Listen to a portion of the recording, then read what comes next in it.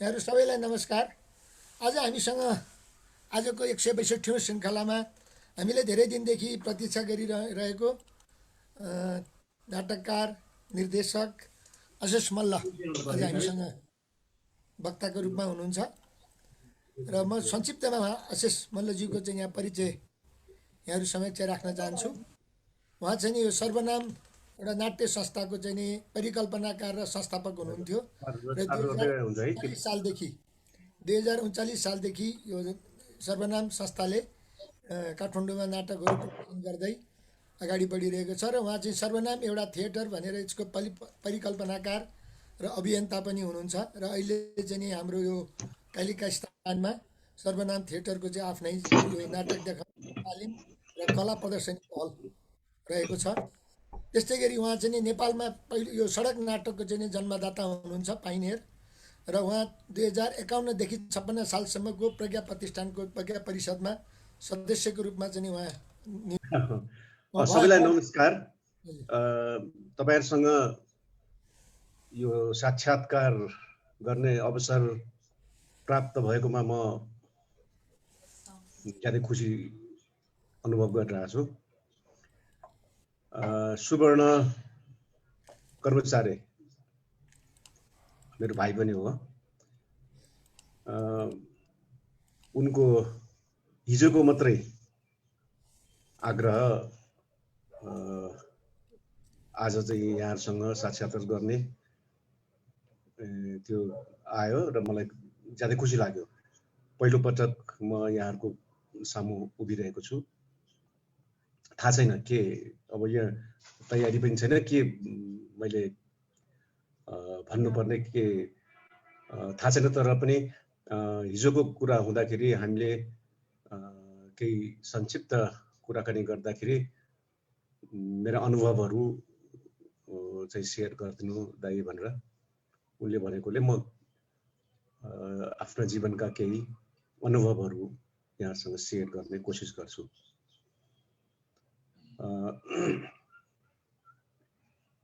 सबभन्दा पहिले त म मेरो बुवाको बारेबाट मेरो बुवाबाट सुरु गर्दैछु। मेरो बुवा अहिले त हुनुहुन्न,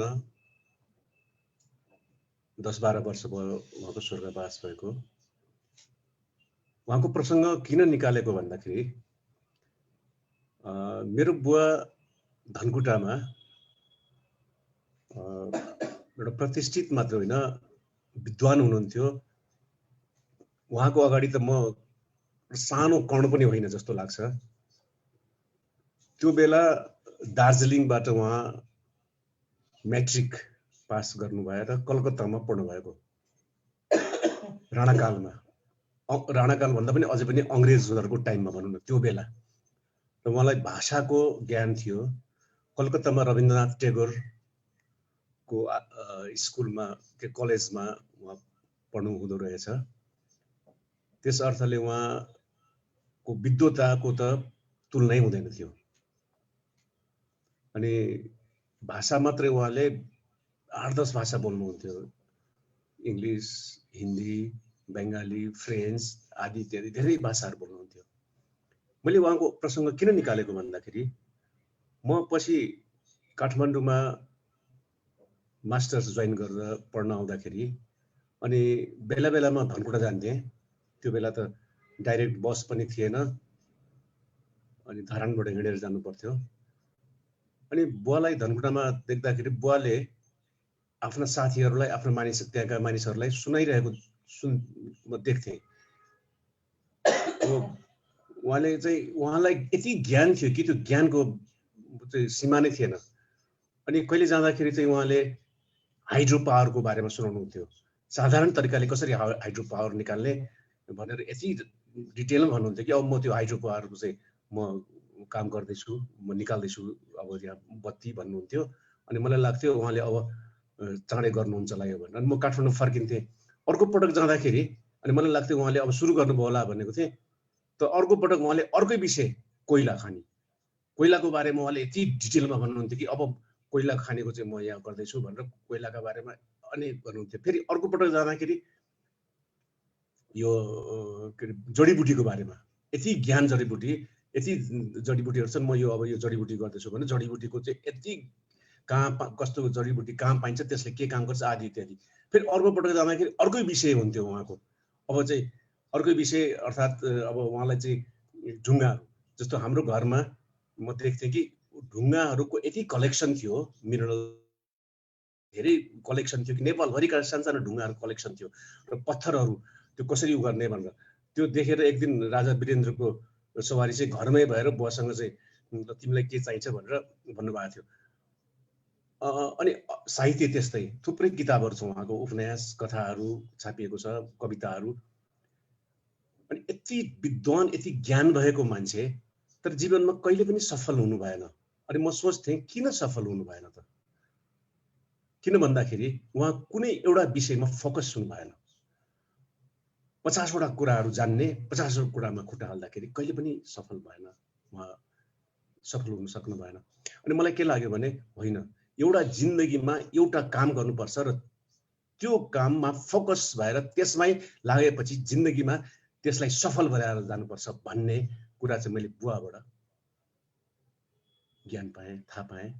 र मैले जब मेरो चाहिँ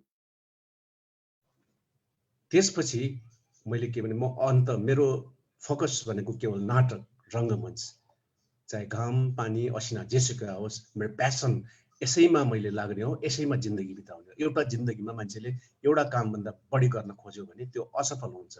हाम्रो नेपालीहरूको बानी पनि यही छ। मलाई त्यो ज्ञान भयो। र मेरो हजुरबुवा विराटनगरमा पसल थियो। उहाँले जहिले पनि मलाई के भन्नुहुन्थ्यो भने हेर बाबु, मेरो यो जुत्ता पसल छ, जुत्ता पसलेको सपना भनेको जुत्ता फ्याक्ट्री, म जुत्ता फ्याक्ट्री खोल्छु एक दिन। उहाँको सपना नै थिए र उहाँ लगेको गरेर दिनेशको कम्पनी भनेर बाँसबारी जुत्ता फ्याक्ट्री पछि अर्को ठुलो फ्याक्ट्री उहाँले खोल्नुभयो, सक्सेस हुनुभयो। यो दुईटा उदाहरण मेरो जीवनमा मेरो घरबाट मैले प्राप्त गरेको हो। त्यसैले मैले जाने पनि नजाने पनि आफूले टेकेको क्षेत्रमा निरन्तर लागिरहनु पर्छ भन्ने यो महसुस गरेँ। त्यसपछि अहिले म जीवनको अब भनौँ न रिटायर्ड जिन्दगीमा आइपुग्दा पनि यसैलाई अँगालेर हिँड्ने कोसिस गरिरहेको छु। र मैले यी कुराहरू भनेर चाहिँ मेरो यात्राका कुराहरू गर्नुभन्दा अगाडि म एउटा के कुरा यो उमेरमा आएपछि मलाई के एउटा लागिरहेको छ भने म साई भक्त पनि हो। साई बाबाको एउटै कुराले मलाई प्रभावित पार्यो। म पुट्टपर्दी, भारतको पुट्टपर्दीमा कुनै बेला गएको थिएँ आजभन्दा 20-25 वर्ष अगाडि। र मलाई बाबाको दर्शन, बाबाको त्यहाँको आश्रमहरू भन्दा पनि त्यो पुट्टपर्दीका घरहरूका भित्तामा बाबाको त्यो आश्रमको भित्तामा लेखिएको एउटा वाक्यले मलाई छोयो। त्यो वाक्य थियो ड्युटी इज गड, कर्तव्य नै भगवान हो, ड्युटी इज गड। त्यहाँदेखि मलाई के लाग्यो भने हामीले आफ्नो ड्युटी पुरा गर्न सक्यौँ भने हामीले होम रुद्रीहरू सप्ताह पनि गर्नु पर्दैन, पशुपति पनि धाउनु पर्दैन। ईश्वरले हामीलाई एउटा कर्तव्य दिएर पठाउँदो रहेछ। त्यो कर्तव्य निर्वाह गर्यो भने हाम्रो घर परिवार चाहिँ भगवानले हेरिदिँदो रहेछ। मूल प्रश्न भनेको यो पृथ्वीमा जन्मदा हाम्रो कर्तव्य के हो, हामी के कुराको लागि आएको, त्यो कुरा चाहिँ बुझ्न सक्यो भने जीवन सहज हुँदो रहेछ। बाँकी घर परिवार चाहिँ बाबाले नै हेर्दो रहेछ। हामीलाई चाहिँ जहिले पनि घर कसले हेर्ला, कहाँबाट पैसा कमाउने आदि इत्यादिको चिन्ता हुन्छ। आफ्नो कर्तव्यमा निरन्तर लागिरह्यो भने घर हेर्ने जिम्मा भगवानको, ईश्वरको, किनभने उसले पठाएको त्यो कर्तव्य गर्नलाई भन्ने ज्ञान चाहिँ अहिले मलाई महसुस भइरहेको छ। अब मलाई चाहिँ हिजो सुवर्णले आफ्नो जीवनका कसरी चाहिँ नाटकमा प्रवेश गर्नुभयो आदि इत्यादि भन्नुहोस् भन्नुभएकोले म केही कुराहरू आफ्ना यात्रा, नाट्य यात्राको बारेमा केही संक्षेपमा भन्न चाहन्छु। त्यसपछि यसरी बोलिरहनु भन्दा पनि सायद क्वेसन एन्सर गर्दाखेरि चाहिँ बढी सहभागितामूलक हुन्छ कि जस्तो लाग्छ मलाई। अब म चाहिँ के भने धनकुटाको कुरा गर्छु। अब मेरो जन्म धनकुटामा भयो 2011 सालमा र मेरो बाल्यकाल धनकुटामा म अहिले पनि सम्झन्छु। जति बेला त्यहाँ मोटर गाडी पुगेको थिएन, बिजुली बत्ती थिएन, हामी लालटिन टुकीमा पढ्थ्यौँ र त्यति बेला एउटा कुरो अद्भुत मलाई के लाग्यो भने संस्कृति, जुन सांस्कृतिक चेतना छ धनकुटामा अद्भुत रूपमा समृद्ध स्थितिमा थियो। अनि त्यो किन भयो त त्यहाँ, जबकि त्यहाँ एउटा त्यो गाउँमा न बत्ती, न बिजुली बत्ती, न कुनै चाहिँ पुस्तकहरू, न कुनै चाहिँ ट्रान्सपोर्टेसनको सुविधा, त्यस्तो हुँदाहुँदै पनि त्यो ठाउँमा कसरी संस्कृतिको चाहिँ विकास भयो, उन्नति भयो। हरेक महिना नाटक, नाचगान, अनि हरेक महिना कवि गोष्ठीहरू, सांस्कृतिक कार्यक्रमहरू यति विधि हुन्थ्यो त्यहाँ कि जताततै खालि हार्मोनियमको आवाज, मादलको आवाज, ढोलकको आवाजहरू, अनि कविता गोष्ठी, अनि हस्तलिखित पत्रिकाहरू निकाल्ने लाइब्रेरीहरू त्यो लोकल रूपमा। अनि कसरी चाहिँ यो यस्तो डेभलप भयो भन्दाखेरि के रहेछ भन्दाखेरि त्यहाँ नेवारहरूको बस्ती थियो र धनकुटाका नेवारहरू भक्तपुरबाट त्यहाँ चाहिँ माइग्रेन्ट भएर बसाइ सर्दै गएका रहेछन्। पृथ्वीनारायण शाहको एकीकरण पछि त्यहाँ चाहिँ धनकुटामा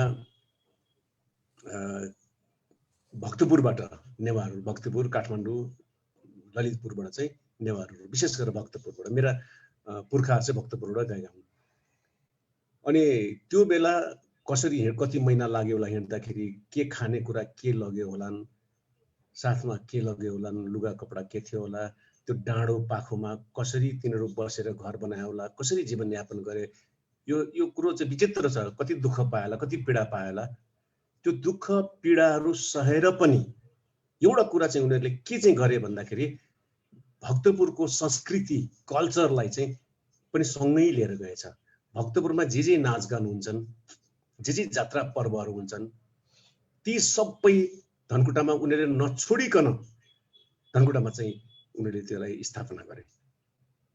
गाई जात्रादेखि लिएर इन्द्र जात्रादेखि हरेक जात्राहरू, त्यहाँ पर्वहरू, लाखे नाच आदि इत्यादि। अनि भक्तपुरको हरेक संस्कृतिहरूलाई त्यहाँ लाँदाखेरि के भएछ भन्दाखेरि त्यो त संस्कृतिको कल्चरको रूपमा त बलियो भएछ। आफूलाई के खाने भन्ने चिन्ता भन्दा पनि त्यो कल्चर कसरी जोगाउने त्यसलाई चाहिँ स्थापित गरेछन्। त्यो भएर मैले मेरो बाल्यकालमा मैले त्यो देखेँ, समृद्ध संस्कृतिको धनकुटा देखेँ मैले। त्यसको प्रभाव मलाई यस्तो छाप पर्यो। यहाँलाई भनौँ कि त्यो अनि धनकुटामा मलाई यो सबै मेरा बाल सखाहरूलाई दसैँको र तिहारको तीव्र प्रतीक्षा हुन्थ्यो। तर मलाई त्यो दसैँ र तिहारको कहिले प्रतीक्षा भएन। मलाई चाहिँ भदौरे जात्राको प्रतीक्षा हुन्थ्यो। किनभने जात्रा सुरु भएपछि नाचगान नाटकहरू हुन्थ्यो, मादल बजाउन पाइन्थ्यो, गीत गाउन पाइन्थ्यो, नाच्न पाइन्थ्यो, नाटक गर्न पाइन्थ्यो। अनि महिनौँ दिन अगाडिदेखि त्यहाँ टोलमा रिहर्सल हुन्थ्यो र टोलमा मेरो टोल चाहिँ तल्लो कोप्चे भन्ने मेरो टोलको नाउँ। अनि हाम्रा ठुला मेरा अग्रज दाजुहरूले त्यहाँ सल्लाह गर्थे महिनौँ दिन अगाडि कि यसपालि कुन नाटक देखाउने, कुन नाच नाच्ने, कुन प्रहसन गर्ने भनेर तिनीहरूले छलफल गर्थे। म कुनामा बस्थेँ। अनि उनीहरूले चाहिँ यो नाटक गर्ने भनेर कलाकारहरू छान्थे। अनि मलाई पनि उनीहरूले त्यो नाटकमा घुसाउँछ कि भनेर म तीव्र प्रतीक्षामा हुन्थेँ। तर मलाई कहिले पनि उनीहरूले त्यो उनीहरूको नाटकमा घुसाएन। सायद म सानो फुच्चे देखेको होला। अनि मलाई चाहिँ निराश लाग्थ्यो। यही क्रममा 1-2 वर्षसम्म पनि मलाई उनीहरूले उनीहरूको नाचगानमा नघुसाएकोले अनि एकपल्ट मलाई के लागेछ भन्दा होइन म आफै किन नगर्ने भनेर टोलभरिको साथीहरूलाई जम्मा पारेर आफैले एउटा ग्रुप खडा गरेछु है, जानी नजानी। अनि सानो 10-15-20 मिनटको एउटा सानो, अब त्यसलाई नाटक त के भन्ने, प्रहसन पनि नाटक पनि होइन, एउटा सानो अभिनयको एउटा अंश त्यो चाहिँ के भने त्यति बेला धनकुटामा एकजना पूर्णे लाटा आतुरी, त्यसको नाम आतिरी भन्थे सबैले, विचित्रको मान्छे थियो। त्यो हामीभन्दा अलिकति जेठो, लाटो लाटो, अर्धपागल जस्तो, अनि काँधमा चाहिँ सर्प, जिउँदो सर्प लिएर हिँड्थ्यो र अलिकति बोल्दा पनि गोज्याङ्ग्रो यसरी बोल्थ्यो कि। अनि त्यसैको नक्कल गरेर मैले त्यो गरिदिएको। त्यो त यति मन परायो त्यहाँ कि त्यसपछि मेरो दाइहरूले ओहो आइज यो नाटक हाम्रै ग्रुपमा देखायो भनेर उनीहरूको ग्रुपमा मलाई सामेल गरायो। र मलाई लाग्छ त्यहाँदेखि चाहिँ मेरो चाहिँ नाट्य यात्रा सुरु भयो होला। त्यहाँसम्म आइपुग्दाखेरि यसलाई म छोटकरीमा भन्छु। र यही क्रममा मैले त्यहाँ एसएलसी पास गरेँ, आइए पढेँ, बिए पढ्न विराटनगर आएँ, फेरि धनकुटा गएँ र 2031-32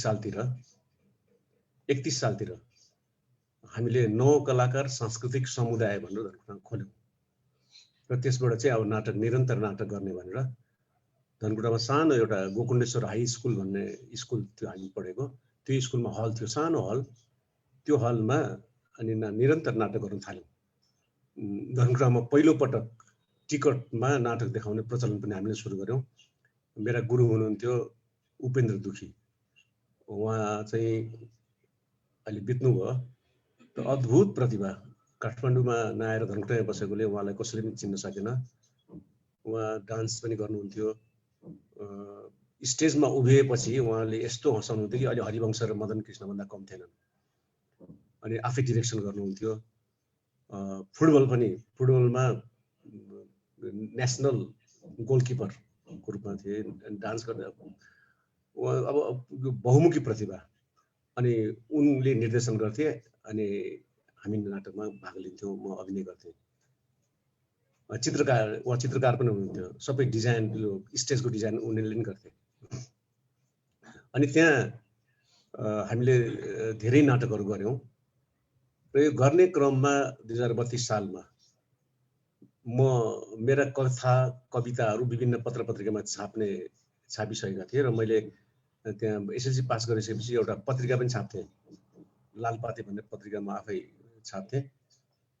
त्यो पत्रिका पनि मैले प्रकाशन गरिसकेको थिएँ। र त्यस कारण सबै साथीहरूले अब अरूको नाटक कति गर्ने, तिमी आफै लेख न, तिमी लेख्न सक्छौ भने। म सक्दिनँ, कसरी नाटक लेख्ने, कोही बाहिरको अरूको नाटक हेरेको पनि छैन, कसरी नाटक लेख्नु थाहा पनि छैन भन्दाखेरि साथीहरूले कर गरे, लेख्न सक्छस् भनेर। अनि के लेख्ने होला भनेर रात दिन मलाई त एकदम चिन्ता भयो, के लेख्ने। अनि म त्यो रातभरि म त्यही कल्पना गर्थेँ के नाटक लेख्ने होला, कसरी सुरु गर्ने हो। र डेली साथीहरूले चाहिँ कर गर्थे, नाटक लेखिस् भन्थे। अब हुन्छ भोलि लेख्छु, पर्सि लेख्छु भन्दै मैले सोच्दै टाइम बित्यो। एक दिन के भयो भने म राति सुतिरहेको थिएँ, अब के नाटकको विषय के लिने होला भनेर। बिहान 3-4 बजेतिर घरमा कल्याङकुलुङ आवाज आयो। त्यो आवाज चाहिँ के थियो भन्दाखेरि हाम्रो खेती चाहिँ त्यहाँ धनकुटाबाट अलिक टाढा एउटा गाउँमा हात्तीखर्क भन्ने गाउँ थियो। त्यो गाउँमा खेती थियो। अनि त्यो बखते भन्ने त्यहाँ हाम्रो जग्गाहरू हेर्थे। त्यहाँबाट धानको बोराहरू चाहिँ अन्धियामा थियो, धानको बोराहरू लिएर आउँथ्यो थुप्रै भरियाहरूले। अनि त्यो चाहिँ मेरो आमाले त्यो भकारीमा राख भनेर त्यहाँ भकारीमा चाहिँ खनाउन लाउनुहुन्थ्यो। त्यो कल्याङकुलुङ आवाज सुनेपछि हात्तीखर्कबाट किसानहरू आएछन् हाम्रो चामल धान ल्याएर भनेर। अनि मलाई के रिकल भयो भन्दाखेरि त्यो धनकुटाको त्यो हात्तीखर्क मेरो बुवाले मलाई कहिलेकाहीँ पठाउनुहुन्थ्यो, 6 दिन 7 दिन कहिले त्यो छुट्टीमा बस्न पठाउनुहुन्थ्यो बच्चामा। अनि त्यो गाउँको मलाई सम्झना भयो। त्यो गाउँमा चाहिँ त्यो परिवारमा झगडा परेको, अंशभण्डाको झगडा परेको, त्यहाँ गाउँका कुराहरू। अनि त्यो दिमागमा आएपछि जुरुक्क उठेर मेरो कापी र कलम लिएर अनि त्यहाँ जे घटनाहरू थियो म खर्र लेख्न थालेछु। त्यो अब नाटकको विषय के हुन्छ, त्यो कथा कसरी अगाडि बढ्छ मलाई थाहा थिएन, मैले लेख्न सुरु गरिहालेछु। अनि त्यही बिहान मेरो घरमा चाहिँ महेश अमात्य भन्ने मेरो साथी, उनी पनि नाटक कलाकारै थिए। उनी हालै अमेरिकामा चाहिँ कोरोनाले उनको मृत्यु भयो। अनि ऊ साथी डेली आयो त्यो दिन। आएर अनि खोइ नाटक लेखिसक्यो भन्दा मैले 3-4 पेज भयो भने मैले कहिले हो त भनेर 3-4 पेज त्यो लिएर हिँड्यो त्यो कहाँ लिएर हिँडेको यो 3-4 पेज मैले लेख्नै बाँकी छ होइन म टाइप गर्छु भने त्यो बेला चाहिँ कम्प्युटर थिएन टाइप राइटर थियो ऊ चाहिँ शिक्षा मन्त्रालयको कुन चाहिँ एउटा अफिसमा टाइप राइटर थियो उसले टाइप गरेर लग्यो 3-4 पेज टाइपिस्ट थियो अनि टाइप गर्न लग्यो अनि मैले सम्झँदै फेरि अर्को 3-4 पेज लेखेँ अनि भोलिपल्ट आउँथ्यो फेरि 2-3 पेज जति भयो त्यो लिएर जान्थ्यो टाइप गर्थ्यो फेरि अर्को दिन यसरी गर्दा गर्दै एक हप्तामा त्यो नाटक सकिएछ त्यसले टाइप गर्न पनि भ्यायो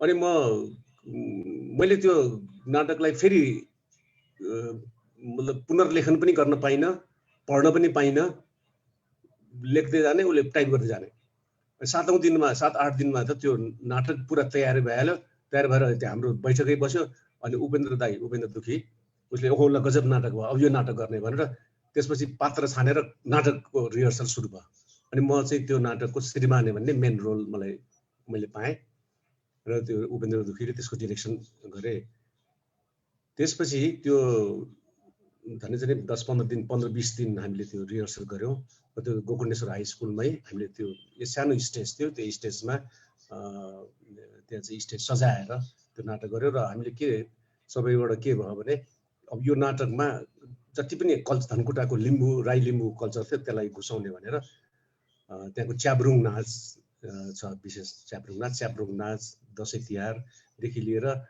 अनि त्यो वारी जमुना पारी जमुनाको तिरेमा मनोकामना भन्ने गीत त्यो बेला चाहिँ गाउँमा गाइन्थ्यो उपेन्द्र दुखीले पनि गाउँथे त्यो गीतलाई पनि त्यहाँ राख्यो पछि चाहिँ त्यो गीत त अर्को एउटा भाइले रेडियोमा गाएपछि चर्चित भयो तर वास्तवमा त्यो पहिला त उपेन्द्र दुखीले हाम्रो नाटकमा गाएको र त्यो 8-10 दिनसम्म त्यो सानो गाउँ धनकुटामा त्यो टिकट सो गाउँबाट चाहिँ गाउँबाट तेह्रथुम चैनपुरसम्म मान्छे हेर्न आए त्यो नाटक भिडभाडसाथ चल्यो अनि हामीलाई के लाग्यो भने ओहो हामी त ठुलै कलाकार भयौँ कि म त ठुलै नाटककार भएँ कि जस्तो भनेर भयो त्यो कुवाको भ्याएको जस्तो हुन्छ नि ठुलै अब त्यहाँ बिजुली थिएन पेट्रोमेक्समा नाटक देखाउनु पर्थ्यो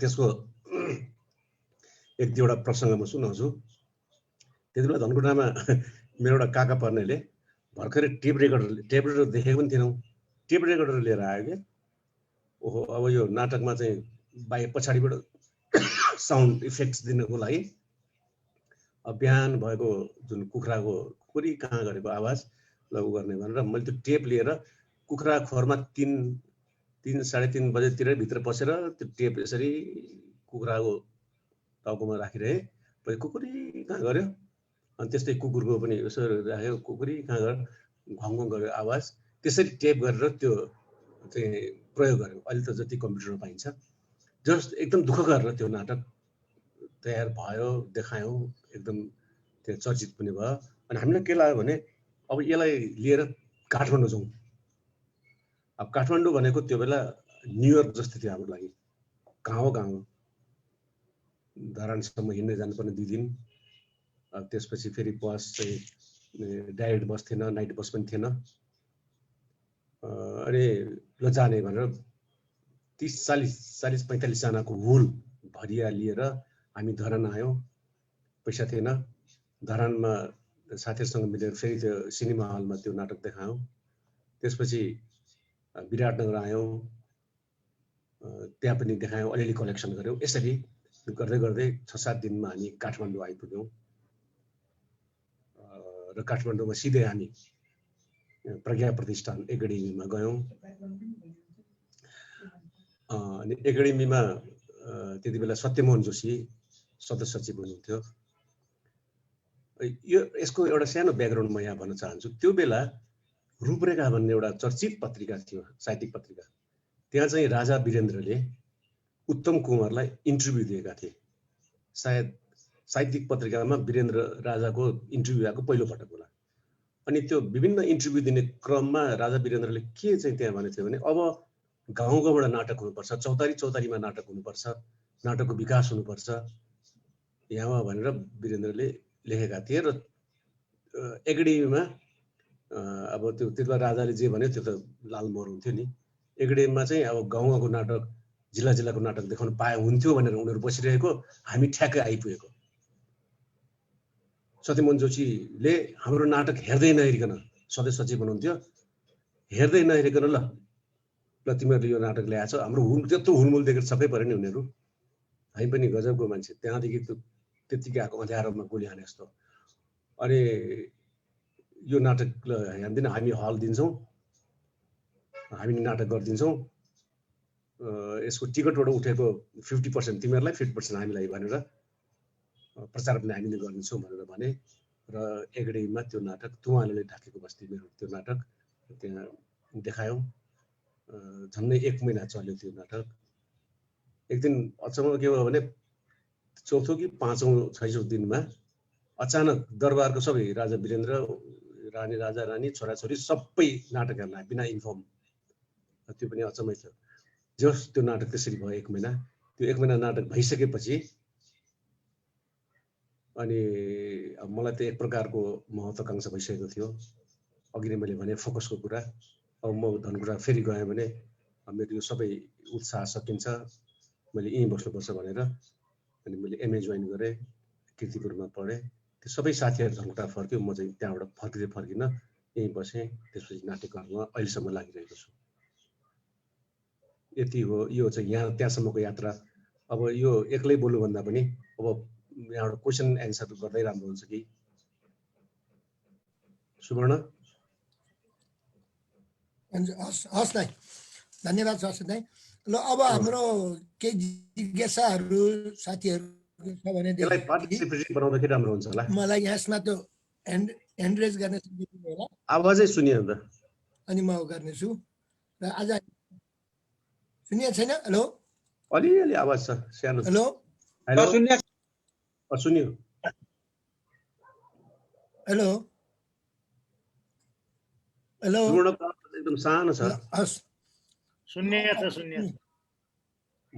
ल अब हामी यसमा यसलाई फलफलकै उमा लैजाउँ। र आज हामीसँग नाटक विधामा विशेष रुचि राख्नुहुने डाक्टर तारानिधि भट्टराई सर पनि हुनुहुन्छ।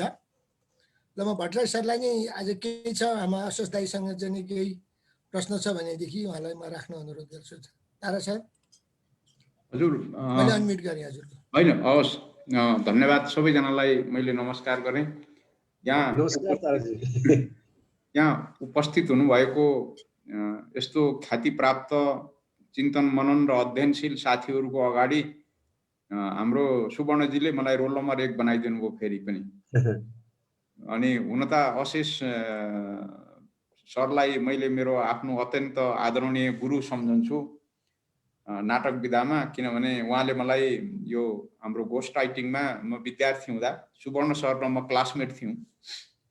उहाँले नाटक पढाउनु भएको थियो र उहाँको दुईजना, उहाँ र हरिहर शर्मा, उहाँहरू दुईजनाको एउटा मार्गनिर्देशन र प्रोत्साहनले मलाई आफूलाई पनि के लाग्यो भने यो अरू विधा भन्दा यो नाटक विधा निकै सशक्त छ भन्ने मलाई अझैसम्म पनि परेको छ, एकदम नै परेको छ। त्यसैले मैले अहिले चाहिँ आदरणीय आशिष सरलाई मैले एउटा सानो उत्सुकता के जाहेर गर्न चाहेको भने यसलाई अन्यथा नलिदिनु होला। त्यो बेला राजा वीरेन्द्रले नाटक अब गाउँ गाउँमा हुनुपर्छ, चौतारो चौतारोमा हुनुपर्छ भनेर जुन एक किसिमको त्यो बेलाको लक्का नौजवान हजुरहरूलाई एउटा भिजन दिनुभयो र सायद त्यो भिजनमा टेकेर अगाडि बढ्ने क्रममा हजुर यहाँ आइपुग्नमा केही न केही त्यसको पनि सहयोग होला। मैले त्यही कुरो यहाँलाई अहिले के सोध्न चाहेँ भने अब अहिलेको पिँढीलाई त्यो भिजन कसले दिने होला भन्ने म चाहिँ एकदम रणभुल्लको स्थिति देख्छु, कन्फ्युजन देख्छु। यहाँको विचारमा अहिलेको युवा पिँढीले चाहिँ त्यो प्रेरणा कसरी प्राप्त गरेर नाटक विधामा अगाडि बढ्ने होला, यहाँले अलिकति केही आफ्नो भावना राखिदिनुहुन्छ कि भन्ने मेरो अनुरोध। एकदमै राम्रो क्वेसन गर्नुभयो। यो कस्तो कला साहित्यकार विविध विधामा लाग्नको लागि र यसलाई चाहिँ अगाडि बढाउनको लागि अरू कसैको भिजन होइन, आफ्नै भिजन चाहिन्छ, कसैको आदेश मान्ने होइन।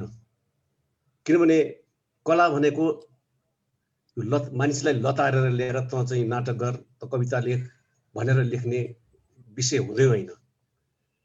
त्यो आफू भित्रबाट आउनुपर्छ र त्यो भित्रबाट आउने एउटा सृजना क्रिएसन यदि प्यासन राख्ने व्यक्ति छ भने उसले आफै अगाडि बढाउन सक्छ। यहाँको मात्रै होइन, संसारभरिको यो चाहिँ कुरा हो यो। र त्यसमाथि नाटक त कस्तो भने तपाईँ हेर्नुहोस् न, शेक्सपियरदेखि अहिलेसम्म आउँदाखेरि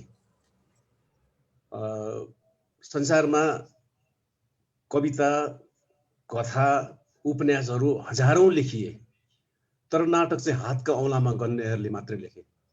जसले पाए त्यसले लेख्ने कुरा नै होइन, लेख भनेर लेखिने पनि होइन।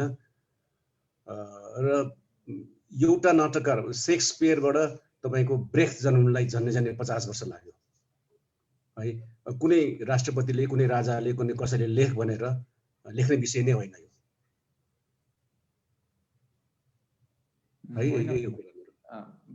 होइन। हजुरले भनेको, सरी मैले यो दोहोऱ्याएर सोध्न उचित हुँदैन थियो होला, मैले अलिकति अनुरोध गरेँ, म क्षमा चाहन्छु।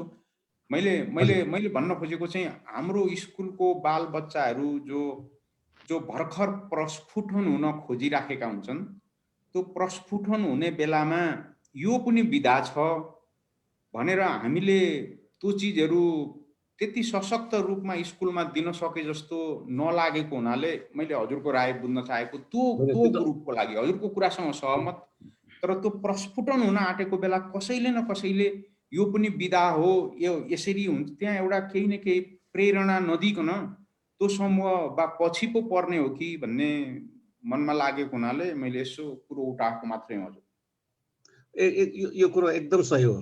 त्यो त 100 तपाईँले भनेको म 100% सहमत छु। अब के गर्ने, हाम्रो साउथ एसियामा हेर्ने हो भने इन्डिया, पाकिस्तान, बङ्गलादेश, त्यहाँ चाहिँ स्कुलदेखि नै ड्रामा पढाइन्छ, ड्रामाको स्कुलहरू छ।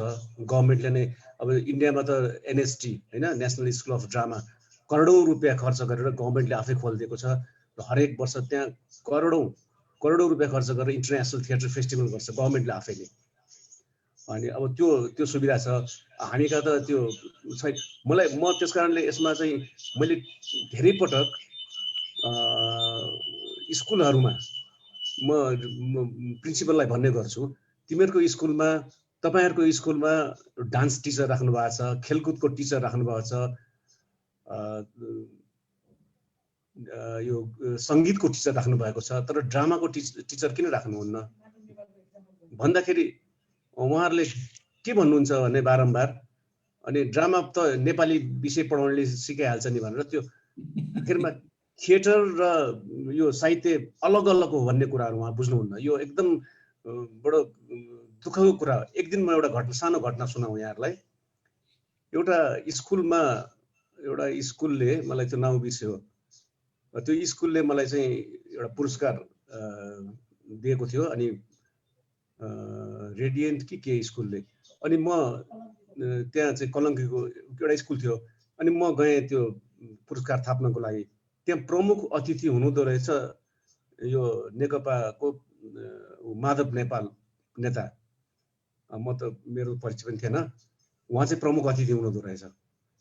अनि त्यहाँ त्यो स्कुलमा प्यारेन्ट्सहरू प्रशस्तै उपस्थित हुनुहुन्थ्यो। अनि मलाई पुरस्कार दिइसकेपछि अनि मलाई बोल्न लगाए र मैले त्यहाँ के भने त्यो मलाई पुरस्कार दिनुभन्दा अगाडि त्यहाँ 8-10 वटा डान्सहरू, गीतहरू, बच्चाले गाएका गीतहरू, बच्चाले नाचेका नाचहरू देखाइसकेपछि अनि त्यो मलाई पुरस्कार दियो। र मैले आफ्नो बोल्ने क्रममा के भने तपाईहरुले यहाँ भर्खरै बच्चाहरूको नृत्य डान्सहरू देखाउनु भयो, बच्चाहरूले गाएका गीतहरू सुनाउनु भयो, हामीले मनोरञ्जन प्रदान गर्नुभयो। तपाईहरुले हाम्रो स्कुलले देखाउने कुरा भनेर देखाउनु भयो। तर मलाई अचम्म के लागेको छ भने तपाईहरुले त पढाउने इंग्लिश, साइन्स, नेपाली, म्याथ पढाउनुहुन्छ, खै त त्यो देखाउनु भयो नि त। जुन कुरो पढाउनै पढाएको छैन त्यो चाहिँ देखाउनु भयो।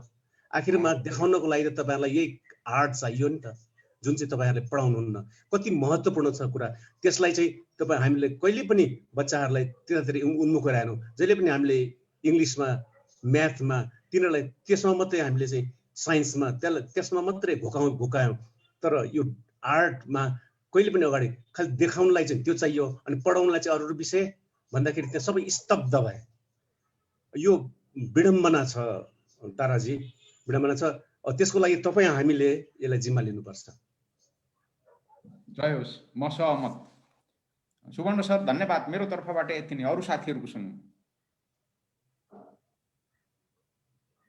हजुर मुरारी सर हजुरको हजुर हस् सर हजुरले भन्नु धन्यवाद अशेष सरले यो नाट्य विधाको सुरुवात र आफ्नो जीवनको उतार चढावको बारेमा भन्नुभयो मलाई खुसी लाग्यो हाम्रो टिएन सर पनि हुन्छ उहाँ मेरो गुरु त्रिचन्द्रको यहाँ धेरै कालपछि यहाँ भयो नि भेट्नुभयो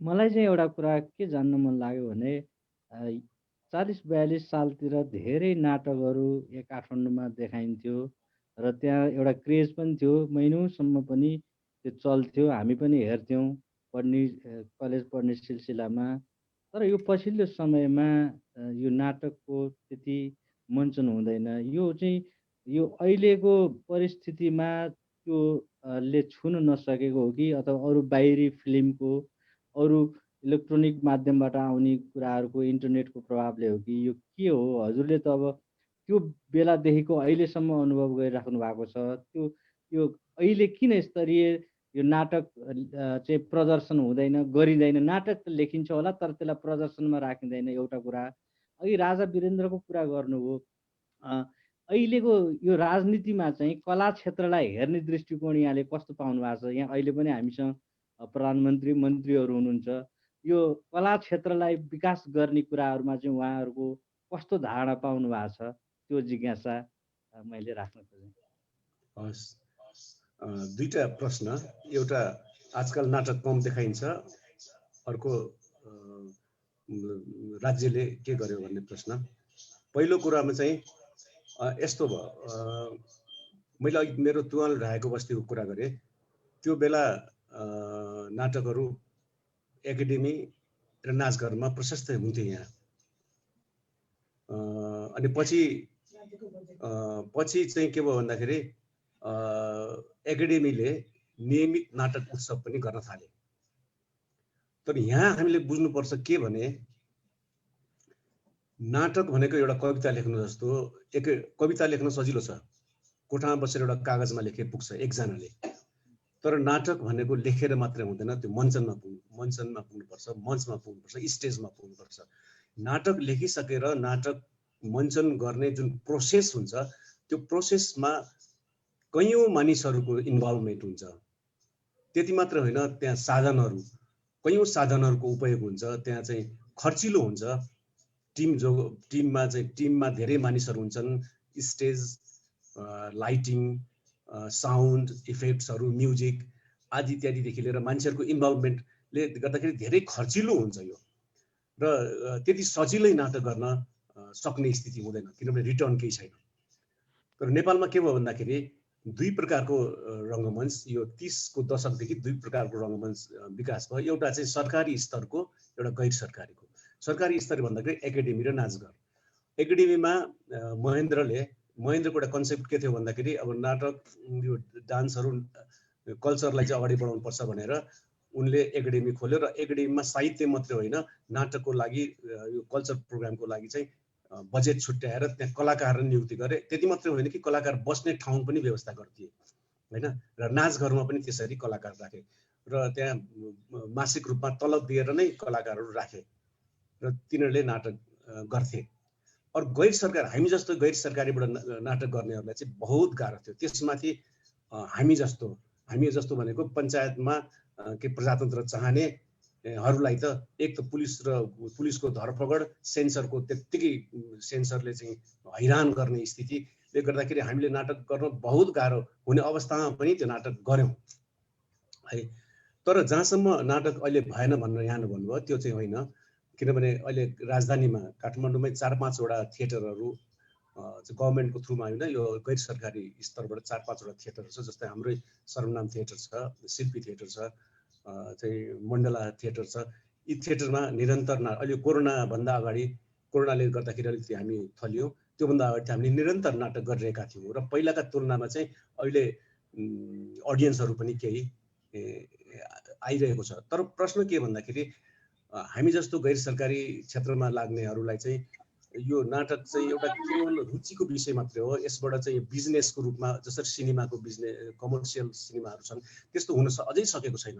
यसमा चाहिँ इन्भल्भमेन्ट धेरै हुन्छ र कस्ट अफ प्रोडक्सन हाई हुने हुनाले चाहिँ हामीले यसबाट चाहिँ नाफा कमाउने दृष्टि भएन कि हाम्रो रुचिको लागि मात्रै हामीले नाटक गरिरहेका छौँ।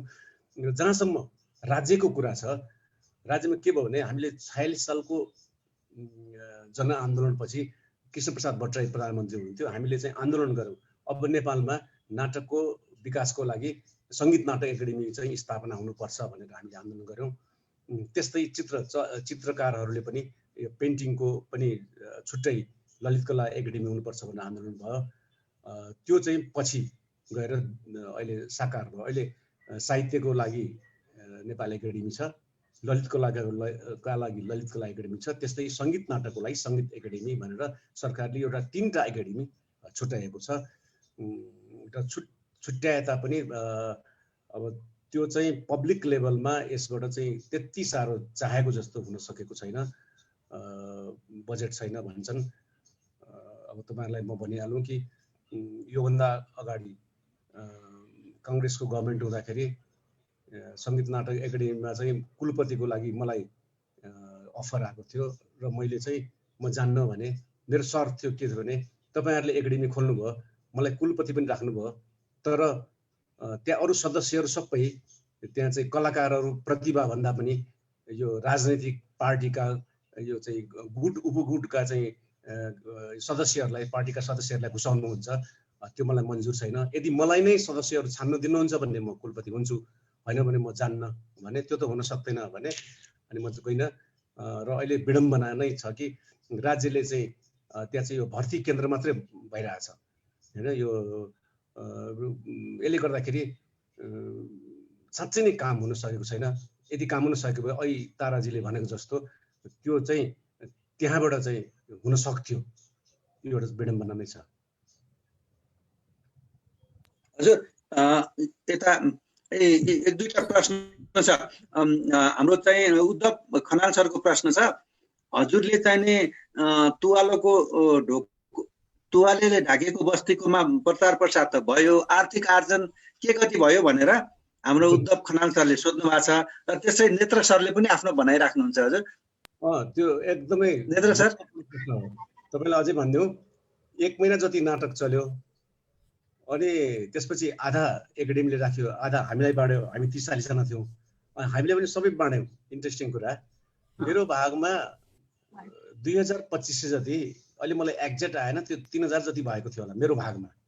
त्यसले मलाई कस्तो उत्साह भयो भने मलाई काठमाडौँमा पढ्नको लागि केही समयको लागि खर्च पुग्यो। त्यही पैसाले मलाई, यदि त्यो पैसा मेरो हातमा नभएको भए म त्यो आँट गरिदिनु थिएँ होला। र त्यही पैसाले मैले माथि MA मास्टर्स जोइन गरेँ किर्तिपुरमा र पढेँ। आर्थिक आर्जन चाहिँ किनभने त्यति बेला त्यो सिनेमा त्यति थिएन, नाटकमा त भिडभाड नै हुन्थ्यो। त्यो गणेशस्थानसम्म त क्यु नै लाग्थ्यो, त्यो दर्शकको त्यति भिडभाड हुन्थ्यो अनि केही आर्जन भएको थियो पक्कै पनि। हजुर नेत्र सर नेत्र सर सरलाई नमस्कार। हाम्रो आशिष मल्ल सरलाई धेरै धेरै धन्यवाद।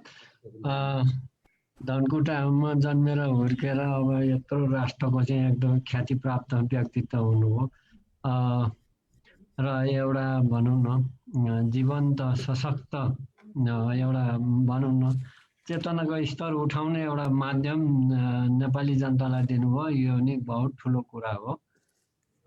सुनिन्छ मैले बोलेको अझै सर? आवाज एकदमै सानो छ। म 2 मिनट लिन्छु ल, म टोयलेट गराउँछु। ए ल के भयो, मेरो आवाज किन सानो भयो? सुन्नेको छ सर, सुन्नेको छ। उहाँकै प्रब्लम हो अलिकता। सुन्नेको छ सर, एकछिन बरु नेटमा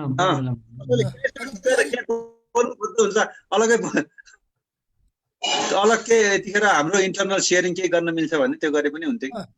अनि के अरे हाम्रो अम्बा सर हाम्रो फेसबुकलाई पज गर्न मिल्छ भने त्यसलाई हजुर। गर्नु त मैले रेकर्ड पज गरेको छु हामीहरू मिल्दैन सर, मिल्दैन, मलाई थाहा छैन त्यो। त्यो मलाई थाहा छैन सर, यो पद विष्णु सर क्लोज हुँदैन जस्तो ल लागेको ठिक छ।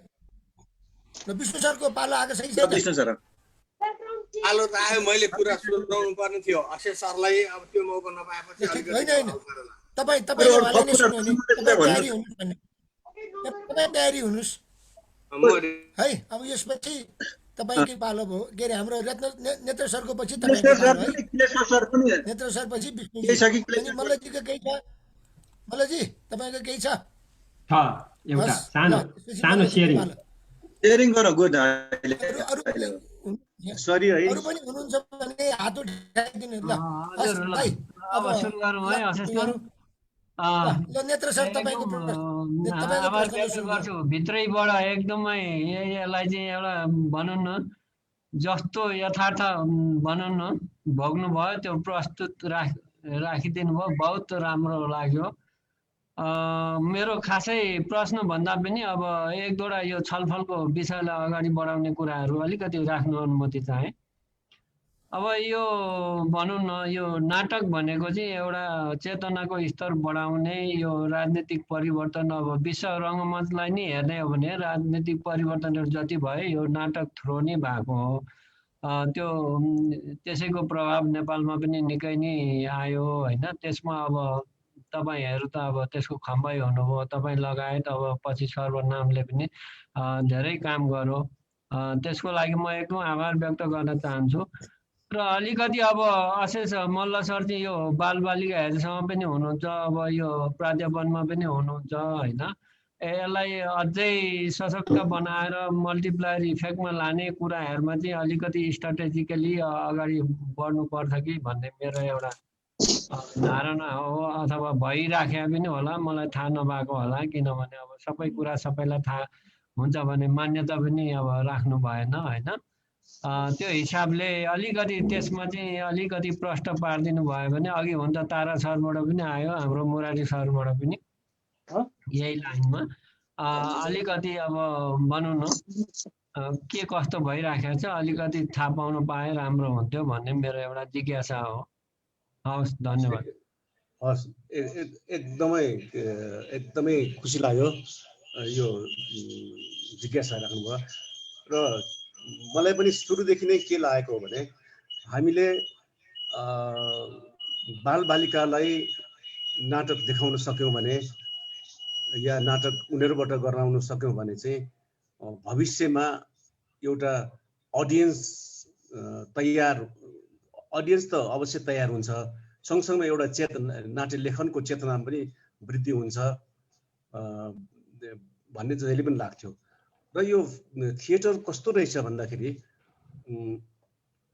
जस्तो युरोपतिर मैले देखेँ कि त्यहाँ स्कुलमा अनिवार्य रूपमा थिएटर पढाइन्छ अनि त्यो अभिनय गर्न लगाइन्छ र एकपटक अभिनय गरेर एकपटक नाटकमा उत्रेको बच्चा चाहिँ जुनसुकै प्रोफेसनमा गए पनि एकदम कमान्ड भएर अगाडि बढ्ने, आत्मविश्वास अगाडि बढ्ने चाहिँ देखियो। र बच्चाहरूमा अरूसँग बोल्ने आँट अनि क्रिएसन चाहिँ गर्ने क्षमता त्यो चाहिँ यो अभिनयले अवश्य दिन्छ। यही अभिनय एकपटक बच्चाले चाहिँ अभिनय सिकेपछि फेरि जिन्दगीभरि अभिनयमै लागिरहनु पर्छ, नाटकमा लागिरहनु पर्छ भन्ने छैन। सायद जुनसुकै प्रोफेसनमा जाउँ, चाहे डक्टर होस्, चाहे इन्जिनियर होस्, चाहे टिचर होस्, त्यसमा चाहिँ यो जनतासँग बोल्ने, अरूसँग कसरी बोल्ने, कसरी चाहिँ आफ्नो चाहिँ सृजना चाहिँ देखाउने भन्ने कुरा चाहिँ उसले कन्फिडेन्ट तरिकाले गर्न सक्छ। यस कारणले चाहिँ यो स्कुलमा व्यापक रूपमा चाहिँ यसको चाहिँ प्रसारण हुनुपर्छ भनेर हामी धेरै लाग्यौँ। र यसमा के भने सानो ठिमी को त्यहाँ चाहिँ यो के अरे सानो ठिमीमा चाहिँ भएको हाम्रो यो स्कुल पाठ्यक्रम स्कुलको त्यो एउटा कुनै विभागले यो सुरुमा स्कुलमा नाटकको कम्पिटिसन पनि गर्न थाल्यो। अनि हरेक पटक चाहिँ मलाई त्यहाँ जुरीमा राख्थ्यो, जजमा राख्थ्यो र अनि बच्चाहरूलाई स्क्रिप्ट राइटिङ कसरी नाटक लेख्ने भन्ने सिकाउँथ्यो। मैले त्यो धेरै लागे पछि अनि हामीले धेरै प्रयास गरेपछि अनि त्यहाँ स्कुलमा प्राइमेरी स्कुलमा यो नाटकको करिकुलम हुनुपर्छ भनेर लाग्दा करिकुलम पनि बनाइयो। करिकुलम बनाएर अनि सुरु गर्न लाग्यौँ।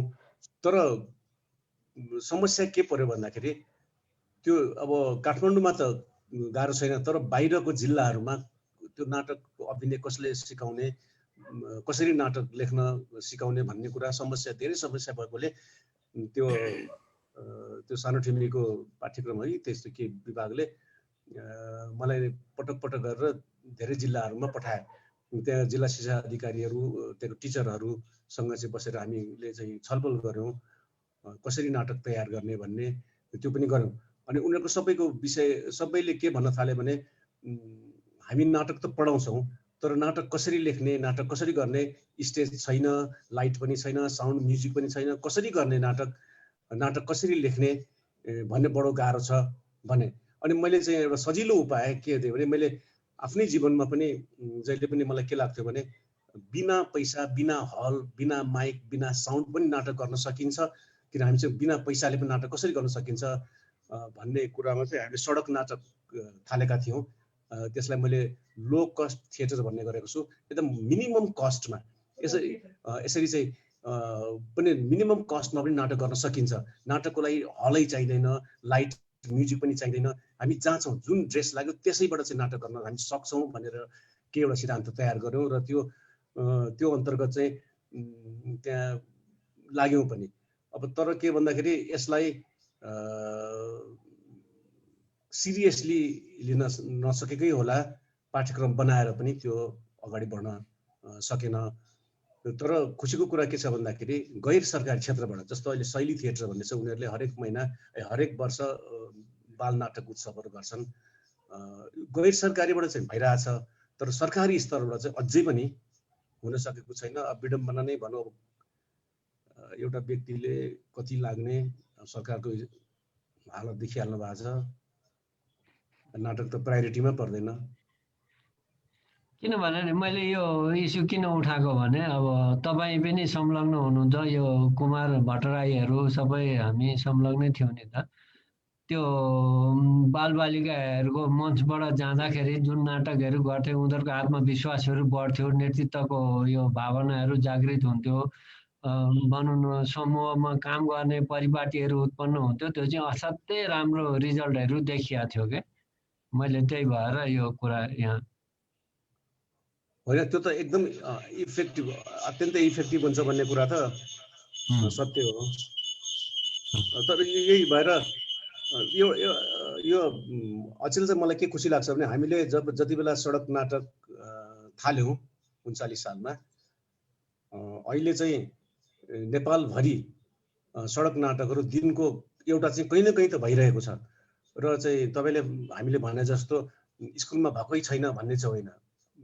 मलाई धेरै खबर आउँछ जिल्लाबाट, कहीँ न कहीँ चाहिँ नाटकहरू भइरहेको छ, सडक नाटकहरू पनि भइरहेको छ।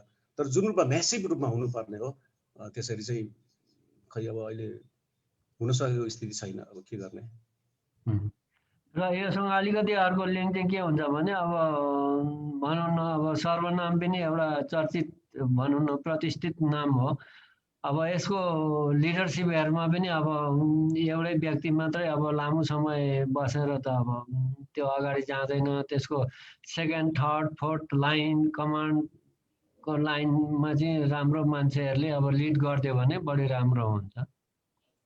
होइन हो, त्यो त के अरे मैले जहिले पनि भन्ने गर्छु, जस्तो जिल्लातिर पनि कहीँ पनि कसैले चाहिँ यो बच्चाहरूमा नाटक ग्रुप खोल्न चाह्यो भने, नाटक सिकाउन, अभिनय सिकाउन चाहिँ चाह्यो भने हामीलाई खबर गर्नुहोस्।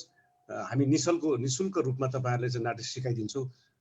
हाम्रो शिक्षकहरूलाई तपाईँहरूले आउने जाने खर्च दिनुहोस्, त्यहाँ बस्ने खाना दिनुहोस्, हामीलाई चाहिँ पैसा पनि चाहिँदैन, हामी मेरा विद्यार्थीहरूलाई म पठाउँछु सिकाउनलाई भनेर पनि रहेको छु। कतिले भनिरहेको छ, पठाइ पनि रहेका छौँ।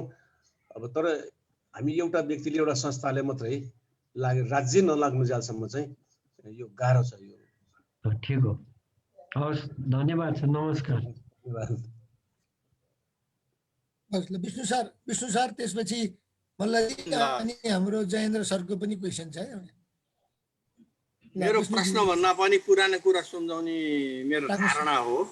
यहाँ आशिष मल्लज्यूलाई धेरै वर्षपछि साक्षात्कार रूपमा यो भर्चुअल किसिमले भेट्न पाउँदा धेरै खुसी लाग्यो र यो औपचारिक कुरा त धेरै के गर्नु र सुवर्णज्यूदेखि लिएर हाम्रो आमा त सबैलाई उहाँसँग सम्पर्क गरेर हाम्रो सम्मुख ल्याइदिनु भएकोमा आभार व्यक्त पनि गर्दछु। अब आशिष मल्लज्यूले मेरो जीवनमा पारेको प्रभावको विषयमा छोटकरी कुराको उठान गर्नु। हामी कीर्तिपुर क्याम्पसमा पढ्दै गर्दा आशिष मल्लज्यूले पनि सुन्नु पर्यो यो कुरा। हामी कीर्तिपुर क्याम्पसमा कलेजमा पढ्दै गर्दा त्यति बेला अन्तर क्याम्पसीय एउटा हास्य व्यङ्ग्य प्रहसन प्रतियोगिता भएको थियो। त्यति बेला आशिष मल्लज्यूले पनि एउटा प्रहसन प्रस्तुत गर्नुभएको थियो, मैले पनि थिएँ। त्यति बेला एउटा राई थर भएका एकजना व्यक्ति थिए, त्यो अहिले मैले नाम भनिनँ, हाम्रो आशिष मल्लज्यूलाई याद नै होला। यो 34-35 सालको कुरा हो। त्यो आशिष मल्लज्यूले त्यहाँ जे देखाउनु भएको थियो बिचमै पर्दा बन्द गरेर उसले देखाउन पिएन र म पनि झगडा गर्न जाँदाखेरि तपाईँ धेरै नबोल्नुहोस् भनेर मलाई पनि हप्काए। मैले चिनेको पनि थिएन उहाँको हैसियत। मलाई साथीहरूले तानेर मलाई छुट्याएर लगे त्यहाँबाट। आखिर त्यो प्रहसन कार्यक्रम भद्रगोलो भयो। उहाँले जसलाई भने त्यसले पुरस्कार पाए, त्यो एकलौटे हिसाबमा गाँथ्यो। त्यो कुरा आशिष मल्लज्यूलाई कतिको सम्झना छ। ती व्यक्तिका नाम हुन् राई थरका थिए ती व्यक्ति। त्यहाँबाट मैले आशिष मल्लज्यूले जुन त्यति बेला एउटा मरेको मान्छेको लास्ट स्टेजमा तेर्सिएको अनि त्यो मान्छे बिउजिएको अनि त्यो मान्छेले स्वर्गमा के कस्तो भयो त तिमी मरेर सकेर आउँदाखेरि भन्दा यस्तो यस्तो पो रहेछ त्यहाँ व्यवस्था, यहाँ त्यो व्यवस्था रहेनछ भनेर जुन भन्नुभयो त्यो लागि त्यो नाटकमा त्यो प्रश्नमा बन्देज लाग्यो। अनि मैले त्यही नै सिकेर एकाडेमीमा त्यसैलाई मोडिफाई गरेर एकाडेमीमा धेरै पटक देखाएँ। यहाँले हजुरले भन्नुभयो जस्तै राज परिवारका सम्पूर्ण सदस्यहरू आएर एकाडेमीमा हेर्न पनि आए। त्यति बेला मलाई पुरस्कार पनि प्रदान गरियो इत्यादि। यसरी मेरो जीवनमा आशिष मल्लज्यूले प्रहसनमा जानलाई धेरै नै प्रभाव पार्नु भएको छ र साथै कलाकारितामा मात्रै होइन कि लेखन पनि सँगसँगै जान्छ भनेर म लेखनमा पनि सँगसँगै लागेको कुरा अब धेरै थोरलाई थाहा नै होला। यो भयो मेरो पुरानो कुरा। यो सम्झना छ कि छैन आशिष मल्ल? एकदमै छ विष्णुजी, धेरै सम्झनु भयो, मलाई खुसी लाग्यो। 40-50 वर्ष अगाडिको कुरा भन्दै। हजुर मलाई एकदम सम्झना छ। त्यो नाटकमा त अनि हामीलाई बेसरी पिट्यो नि त। हो, त्यो म चाहिँ भागेँ धोती लगाएरै भागेँ त्यो बेलामा। हामीलाई त यस्तो हो, हामीलाई त पिटेर हामीले रगत पक्ष बनाइदियो। अनि क्याम्पससिप को नाम के हो, तोरण बहादुर कार्की क्याम्पससिप सर हुनुहुन्थ्यो। उहाँ नआएको भए त हामीले ती मार्थ्यो नि त। अनि के अरे ती मण्डलीहरू थिए त्यति बेलाको मण्डलीहरू, मैले त खोलेर भन्नु न, हजुरले व्याख्या गरी राईहरू भन्ने थिए। तिमीहरू चाहिँ पञ्चायतको विरोध गर्ने भन्दै भक्कु मार पिटेका थिए। अनि मसँग अर्को साथी विमल कोइराला, पछि सचिव पनि भए नि, उनी पनि थिए त्यो नाटकमा। विष्णुजीले ओहो तपाईसँग त मलाई अलिअलि याद आयो। तपाईँ कहाँ हुनुहुन्छ अहिले? अहिले म अमेरिकातिर छु, न्युयोर्कको छेउछाउमा। अहिले अमेरिकाबाट बोल्दै हुनुहुन्छ? हजुर। आहा, कस्तो खुसी लाग्यो ल। साह्रै खुसी लाग्यो मलाई। फेरि नमस्कार। अनि म फुस्रे क्याम्पबाट हिँड्दै, त्यो बेलामा बाटो थिएन भन्ने अघि कुरा भयो। म फुस्रे क्याम्पबाट धरानबाट हिँड्दै धनकुटा पुगेर हजुरको घरसम्म पुगेको छु म। हो, धनकुटामा। ल, फेसबुकमा अब फ्रेन्ड हुनु पर्यो है। मेरो फेसबुक छैन, मैले चाहिँ राखिनँ फेसबुक चाहिँ। राख्नु भएन? हजुर। त्यसलाई अब म त्यहाँ आउँदा सुवर्ण सर मार्फत म फेरि भेटघाट गरौँला नै। मैले त बिर्सेको छैन र म बिर्सिनु पनि सक्दिनँ। तर एउटा कुरा मलाई क्लियर हुन 40 वर्षदेखि नै लागेको थियो। यसमा हजुरको प्रतिक्रिया पाउनलाई चाहिँ भन्छु। यो चर्चित नाटक उहाँले ढाकेको बस्ती सम्बन्धमा तत्कालीन अन्दाजी 37-38 सालतिर मैले पत्रिकामा पढेँ कि यो नाटक अलिकति विवादित पनि बन्यो। हजुरलाई याद छ होला? किन? त्यति बेला के मैले पढेँ भने, पढेकै कुरा हो, नत्र मलाई थाहा हुन्न थियो। एउटा बङ्गाली नाटककारको बादलले ढाकेको गाउँ यस्तै शीर्षक थियो, त्यससँग मिल्न गयो भनेर त्यति बेला हुल्लडबाजी र प्रचार प्रसार पनि भए। यो विषयमा मैले चाहिँ कतैबाट के अरू बुझ्न पाइनँ। आज हजुरको मुखबाट यस्तो स्पष्टीकरण सबैजनाले सुन्न पाउँदा आनन्दित हुने थियो। ल होइन, त्यो नाटक होइन, त्यो नाटक होइन, अर्को त्यो चाहिँ हामी बसन्त खोजिरहेछौँ भन्ने हो। हामी बसन्त खोजिरहेछौँ, सरी माफ पाऊ, त्यही हो सही कुरा। के भयो भन्दाखेरि त्यो हामी बसन्त खोजिरहेछौँ मैले पहिलो सडक नाटकको थियो। त्यो नाटक देखाइसकेपछि रूपरेखामा यो नाटक रूपरेखामै हो, रूपरेखा बङ्गाली नाटकबाट बादल सरकारको नाटकबाट यसो बादल सरकारको यही भन्नु खोजेँ मैले, सही कुरा याद आयो। तर अहिले एउटा कुरो भन्दा मलाई खुसी के लागेछ भने यदि त्यो नछापिएको भए नेपालमा सडक नाटक जन्मिँदैन थियो। अनि मलाई के लाग्यो भने त्यो नाटक त मैले बङ्गाली नाटक पढेको पनि थिइनँ, मलाई थाहा पनि थिएन, त्यो कुनै हालमा मिल्दैन। पछि मैले खोजेर पढेँ, त्यो अलिअलि मात्रै मिल्दो रहेछ भन्दा पनि त्यसको प्रेजेन्टेसन मात्रै अलिक मिल्थ्यो। अनि मलाई चाहिँ के लाग्यो भने त्यति बेला मलाई यत्रो आरोप लाउने, म अब देखाइदिन्छु भनेर यसलाई म सडकमा लान्छु भनेर अनि सडक नाटकको सुरुवात गरेँ। यदि त्यो नलेखिएको भए म भित्रको त्यो इख पनि आउँदैन थियो होला। अनि एकजना साथी, म नामै भनिदिन्छु, विमल निभा भन्ने कवि साथी, अब एकदम मिल्ने साथी। अनि अर्को कृष्णभूषण, हामी सबै राति अलिअलि अब त्यो लोकल खाइन्थ्यो, खाँदै थियौँ। अनि कृष्णभूषण बल अलि मरेर गए। उनले चाहिँ अलिअलि रक्सी माथेपछि अनि के भनिदियो भने, ल आशिष तैँले नाटक लेखिस्, अब लाजा त भनेर तेरो बारेमा चाहिँ छापिदेऊ भने हाँसे है। अनि मैले भने राम्रै गरेछौ, त्यति नछापेको भए सडक नाटक जन्मिँदैन थियो। तिमीहरूलाई देखाउनलाई मैले सडक नाटक जन्माएँ। उनीहरूलाई धन्यवाद दिन्छु अहिले म। रूपरेखामा छापिएको थियो, मैले यो पढेको 2038 सालमा। अनि सुन्नु न, के भयो भने छापिएपछि त मलाई त एकदम के अरे एकदम नराम्रो लाग्यो। अनि मैले तुलसी दिवस, कवि तुलसी दिवस मेरो काका पनि हुनुहुन्छ, उहाँलाई गएर सुनाएँ। अनि यसरी छापिएको छ काका, मैले गर्दै नगरेको अपराध यसरी लेखियो, म त के गर्नु भनेर एकदम म रुँदै छटपटाउँदै गएँ। र तुलसी काकाले के भन्नुभयो भने, नडरा, अब त ठान्न तँ पनि स्थापित हुन थालिछस्, अब खुसीको कुरा हो यो, बुझिस्, यस्तो आरोप आउँछ, मलाई पनि आरोप आएको थियो यस्तो भन्नुभएको थियो। पछि रमेश विकल कथाकार, उहाँको कथालाई पनि यो चोरेको भनेर छापियो के। अनि यस्तो चाहिँ धेरैलाई आरोप आउँदो रहेछ। त्यस्तै शङ्कर लामिछानेको उपन्यास यो निबन्धमा पनि त्यस्तो आएको थियो। अनि शङ्कर लामिछानेले पनि जवाफ दिनु परेको थियो। यस्तो यो घटनाहरू हामी लेख्नेहरूको लागि आउँछ, यो स्वाभाविक, यसको कुनै यो नराम्रो यो चाहिँ यसबाट चाहिँ आत्तिनु पर्ने कुरा छैन। यसले झन् ऊर्जा साह्रै चित्त बुझ्यो, साह्रै चित्त बुझ्यो। यो पुरानो कुरा विद्वान वर्ग साथीहरूले पनि सुन्न पाउँदाखेरि उहाँलाई पनि रमाइलो लाग्यो होला भन्ने ठाने। हजुरलाई नमस्कार। म अब नेपाल लगभग चाँडै आउँदैछु, आउँदा सुवर्णजी मार्फत म भेट्ने प्रयास गर्नेछु। हस् हस् हस्, नमस्कार सबैलाई। हस्, नमस्ते। मजा भने है। हजुर किलेश्वर सर बोल्नु खोज्नु भएको छ? किलेश्वर सर,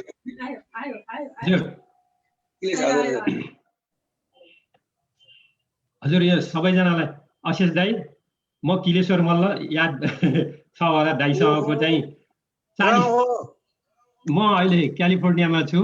40-45 वर्ष अगाडिको सङ्गतको केही संस्मरण गर्न चाहन्छु म यहाँ सानो सानो। कस्तो खुसी लाग्यो। म यहाँ अहिले क्यालिफोर्नियामा छु।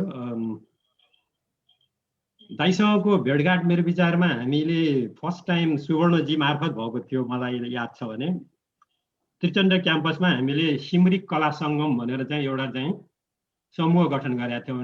त्यो कला संस्कृति प्रवर्धन गर्नुपर्छ भनेर दाइले उद्घाटन गर्नुभएको थियो र सायद त्यो बेलामा दाइले केही कुराहरू बोल्नु भएको थियो। त्यो मलाई अहिले पनि झझल्का आउँछ। त्रिचण्ड कलेजमा त्यो चाहिँ स्थान मात्रै त्यहाँ हो, म पढेको त त्यहाँ होइन। त्यो एउटा कुरा।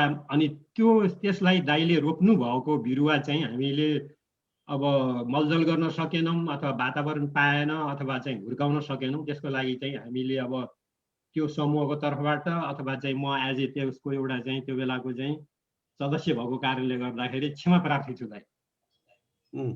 हैन, त्यसलाई हामीले चाहिँ त्यो कन्टिन्यू मतलब चाहिँ त्यसलाई निरन्तरता दिन सकेनौँ भन्ने मलाई चाहिँ अनुभव हुन्छ। अब एक दुईवटा दाइसँगको रमाइलो क्षणहरूको मैले चाहिँ यहाँ संस्मरण गर्न चाहेँ र दाइकै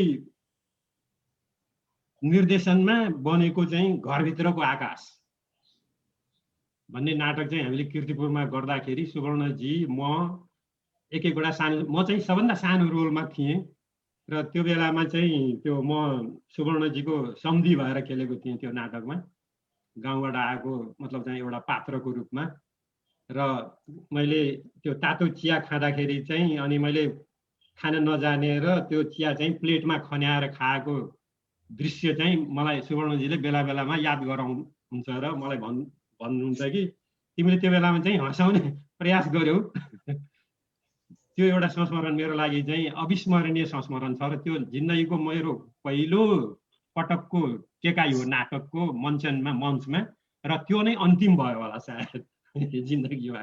त्यो एउटा रमाइलो घटना मैले संस्मरण गर्न खोजेँ दाइसँगको।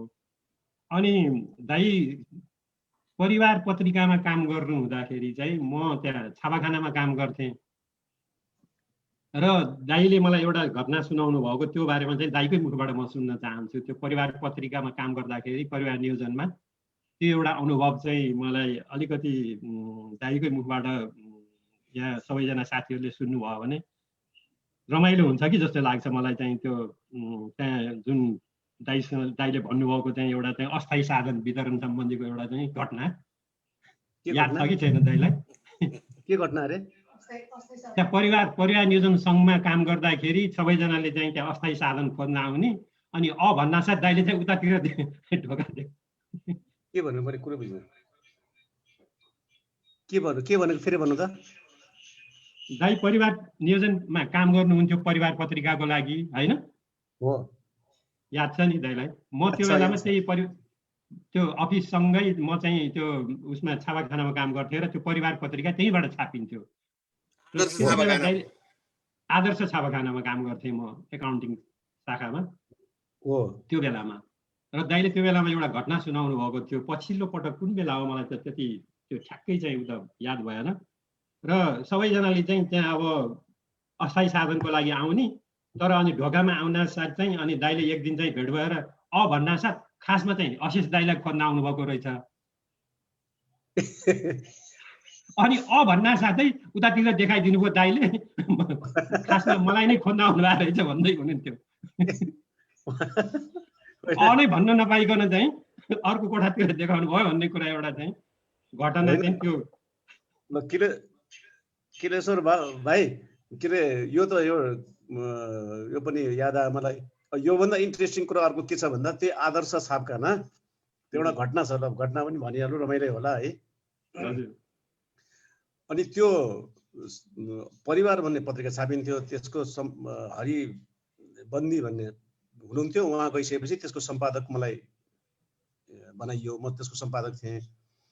अनि त्यो परिवार पत्रिका परिवार नियोजन मातृ शिशु कल्याण योजना निकाल्थ्यो। त्यो बेला 1 लाख प्रति छापिन्थ्यो, नेपालभरि फ्रीमा बाँडिन्थ्यो।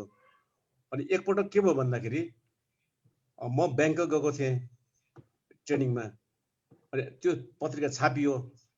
अनि मैले चाहिँ मेरो असिस्टेन्ट सम्पादकलाई जिम्मा दिएर गएको थिएँ। अनि त्यहाँ मिस्टेकले के भएछ भन्दाखेरि त्यहाँ प्रमुख उपप्रमुखको नाउँ पनि छाप्थ्यो कि त्यसमा सम्पादक सँगसँगै। अनि बद्रीराज पाण्डे भन्ने डाक्टर बद्रीराज पाण्डे हाम्रो प्रमुख हुनुहुन्थ्यो, उहाँलाई चाहिँ माथि उपप्रमुख बद्रीराज पाण्डे भएछ, प्रमुख हुनुपर्ने उपप्रमुख भयो। म ब्याङ्कबाट आइपुगेँ, आएपछि मलाई सिधा उहाँले बोलाउनु भयो र त्यो पत्रिका मेरो नाकमा यसरी हुर्र फालिदिएर अनि के भन्यो भने यहाँ चाहिँ म उपप्रमुख हुँ, यस्तो मिस्टेक छाप्ने, तपाईँलाई कारवाही गर्छु भन्यो।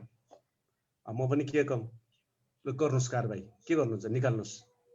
मैले यो हुन त मैले गरेको होइन, यो सहायक सम्पादकले गरेको। म त ब्याङ्क, तपाईँलाई थाहा छ म ब्याङ्क गएको थिएँ।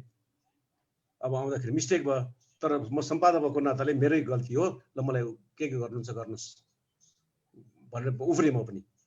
अनि उसले के भन्यो, त्यो 1 लाख प्रति सबै यो चाहिँ च्यातेर त्यहाँ प्रमुख फेरि अर्को छापेर ल्याऊ भन्यो। अब के गर्ने, म गएर अनि त्यो आदर्श छापखानामा त्यो एकजना हुनुहुन्थ्यो आदर्श छापखानाको को प्रमुख नाउँ बिर्स्यो भुवनराज मास्के को हो है उहाँलाई गरेर भने यस्तो यस्तो भयो ल तपाईँले त्यो 1 लाख प्रति छाप कहाँबाट सम्भव हुन्छ 1 लाख प्रति त्यो च्यातेर पनि सम्भव हुन्छ यो चाहिँ मिस्टेक त यो त न्युज विकमा पनि हुन्छ टाइम्स पत्रिकामा पनि कहिलेकाहीँ यस्तो मिस्टेक हुन्छ त्यो मिस्टेक हुने भयो त्यो त्यसलाई म निकालिदिन्छु भने उहाँको दरबारमा चाहिँ सम्बन्ध छ अहिले म फोन गरेर दरबारमा फोन गर्छु त्यसलाई निकालिदिन्छु भन्छ फेरि अनि त्यसो नगर्नुहोस् भने किन नगर्ने भनेर अनि डाइरेक्ट फेरि बद्रराज पाण्डेलाई उसले फोन गरेँ त्यहाँ लगायो यस्तो मिस्टेकलाई पनि गर्ने हो भन्ने के भएपछि त्यसपछि त्यो त्यतिकै सामसुम भयो यो रमाइलो कुरा हजुर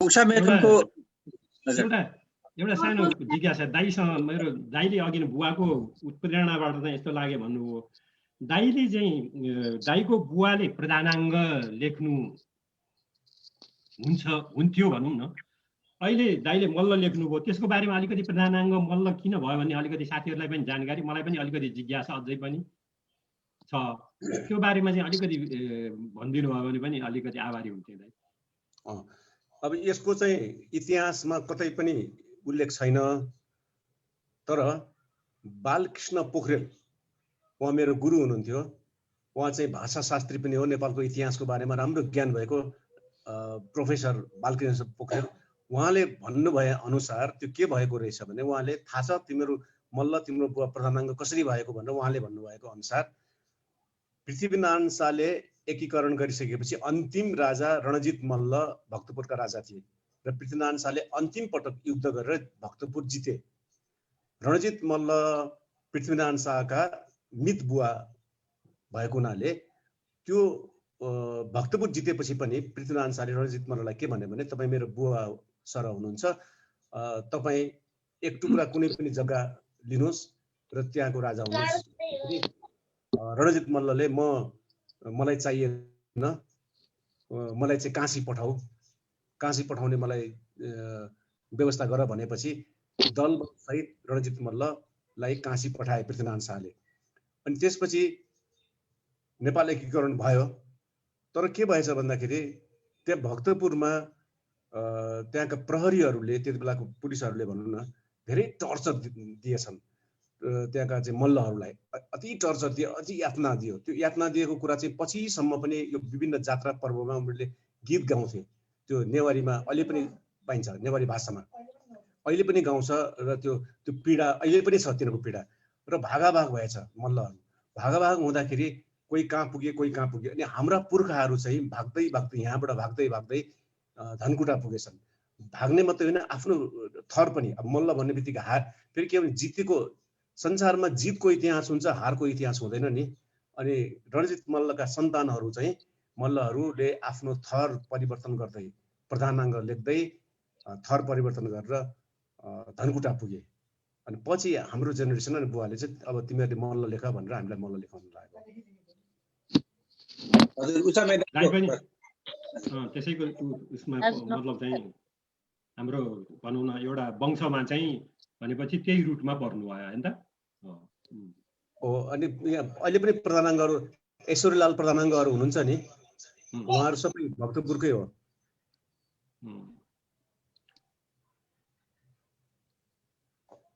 अर्को एउटा सानो अब यो हाम्रो समसामयिक व्यक्तिसँग अथवा हाम्रो अहिलेको विशेष परिस्थितिको भनौँ अथवा चाहिँ यो हाम्रो नेपालमा चाहिँ जहिले पनि चलिराखेको नाटक सडक नाटक चाहिँ चलेको छैन भन्ने कुरामा चाहिँ म चाहिँ अलिकति भिन्न विचार राखौँ कि भन्छु यो दैनिक रूपमा सडक नाटक चलिरहेको छ कलाकारहरू महान कलाकारहरू हुनुहुन्छ होइन यो विभिन्न हाम्रा प्रख्यात कलाकारहरू चाहिँ अब नाटकहरू चाहिँ कहिले मण्डलामा कहिले चाहिँ बालुवाटारको अगाडि कहिले सिंहदरबारको अगाडि यी नाटकहरू भइराखेकोलाई चाहिँ हाम्रो नाटक चाहिँ यथार्थमा सही नाटक हो कि होइन दाइको अनुभव अथवा अनि दाइको चाहिँ घरायसी जिन्दगीमा यो जिन्दगी नै नाटक हो भन्छ एउटा पात्रको अनुभव आफूलाई चाहिँ कस्तो हुन्छ त्यो बारेमा अलिकति मलाई चाहिँ जानकारी पाए चाहिँ अझ खुसी हुन्थ्यो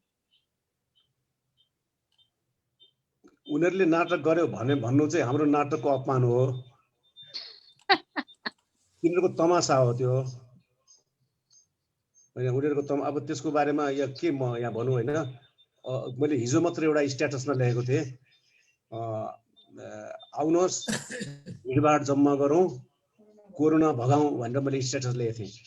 अब हेर्नुहोस् न, हिजो मात्रै यो स्वास्थ्य मन्त्रीले एउटा टेलिभिजनमा वक्तव्य दिनुभएको थियो, भिडभाड नगरौँ, सोसल डिस्टेन्स कायम गरौँ भनेर उहाँ स्वास्थ्य मन्त्रीले बोल्नु भएको थियो। अनि मैले मन भने तिम्रै प्रधानमन्त्रीले उहाँ भिडभाड जम्मा गरेर आएको छ, पहिला उसलाई भन। मैले भन्नु त भएन, मन मनै भनेको।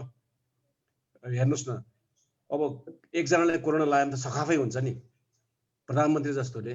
अनि अब फेरि क्षुद्र वचन, अति क्षुद्र वचन, अब त्यो के कुरा गर्ने होइन, यो चाहिँ तमासा नै छ। त्यसलाई नाटक भनेर हाम्रो यो रङ्गमञ्च नाटकको इतिहास, नाटकको यत्रो सेक्सपियरदेखि सुरु भएको यत्रो नाटकको चाहिँ इतिहासलाई चाहिँ अपमान हुन्छ। त्यो नाटक होइन, त्यो तमासा हो। किन सर? हजुर दाइ, जिन्दगीको नाटकको बारेमा अलिकति दाइ आफूलाई चाहिँ अभिनयकर्ता हो जस्तो लाग्छ कि निर्देशक हो जस्तो लाग्छ अलिकति? होइन, अब वास्तवमा नाटक भनेको जीवनको एउटा हिस्सा हो। र यो तपाईँले के भने नाटक मात्र होइन, सम्पूर्ण जुन कलाका सबै विधाहरू, यो क्रिएसन, यो जस्तो एउटा मान्छेलाई अति पीडा पर्यो या खुसी भयो भने उसले आफ्नो अनुहारबाट व्यक्त गर्छ। धेरै पीडा भयो भने आँखाबाट आँसु आउँछ, धेरै खुसी भयो भने ओठमा मुस्कान देखिन्छ। र त्यो प्रत्येक मान्छेले अनुभव गर्ने कुरा हो। तर यहाँनिर एउटा कविलाई पीडा भएपछि उसले शब्दबाट कविता लेखिदिन्छन्, एउटा सङ्गीतकारले त्यो पीडालाई सङ्गीतबाट चाहिँ व्यक्त गर्छन्, एउटा चित्रकारले रङको माध्यमबाट व्यक्त गर्छ, त्यस्तै एउटा नाटककारले नाटकको माध्यमबाट व्यक्त गर्छ। त्यो व्यक्त गर्ने एउटा अभिव्यक्तिको एउटा यो माध्यम मात्रै हो होइन। त्यस कारणले यो नाटक, कविता, कथा, निबन्ध या चाहिँ के अरे यो चित्र भनेर यो छुट्टै राख्ने पनि आवश्यक छैन। यो तपाईँलाई एउटा म उदाहरण दिउँ कि 3-4 वर्ष अगाडि बब डिलनले नोबेल प्राइज पाए होइन। बब डिलन अमेरिकाको त्यस प्रख्यात गायक, उनका 5 मिनटको गीतले सारा तरङ्गित हुन्थ्यो, हाम्रो नारायण गोपाल जस्तो। उनलाई नोबेल प्राइज दियो।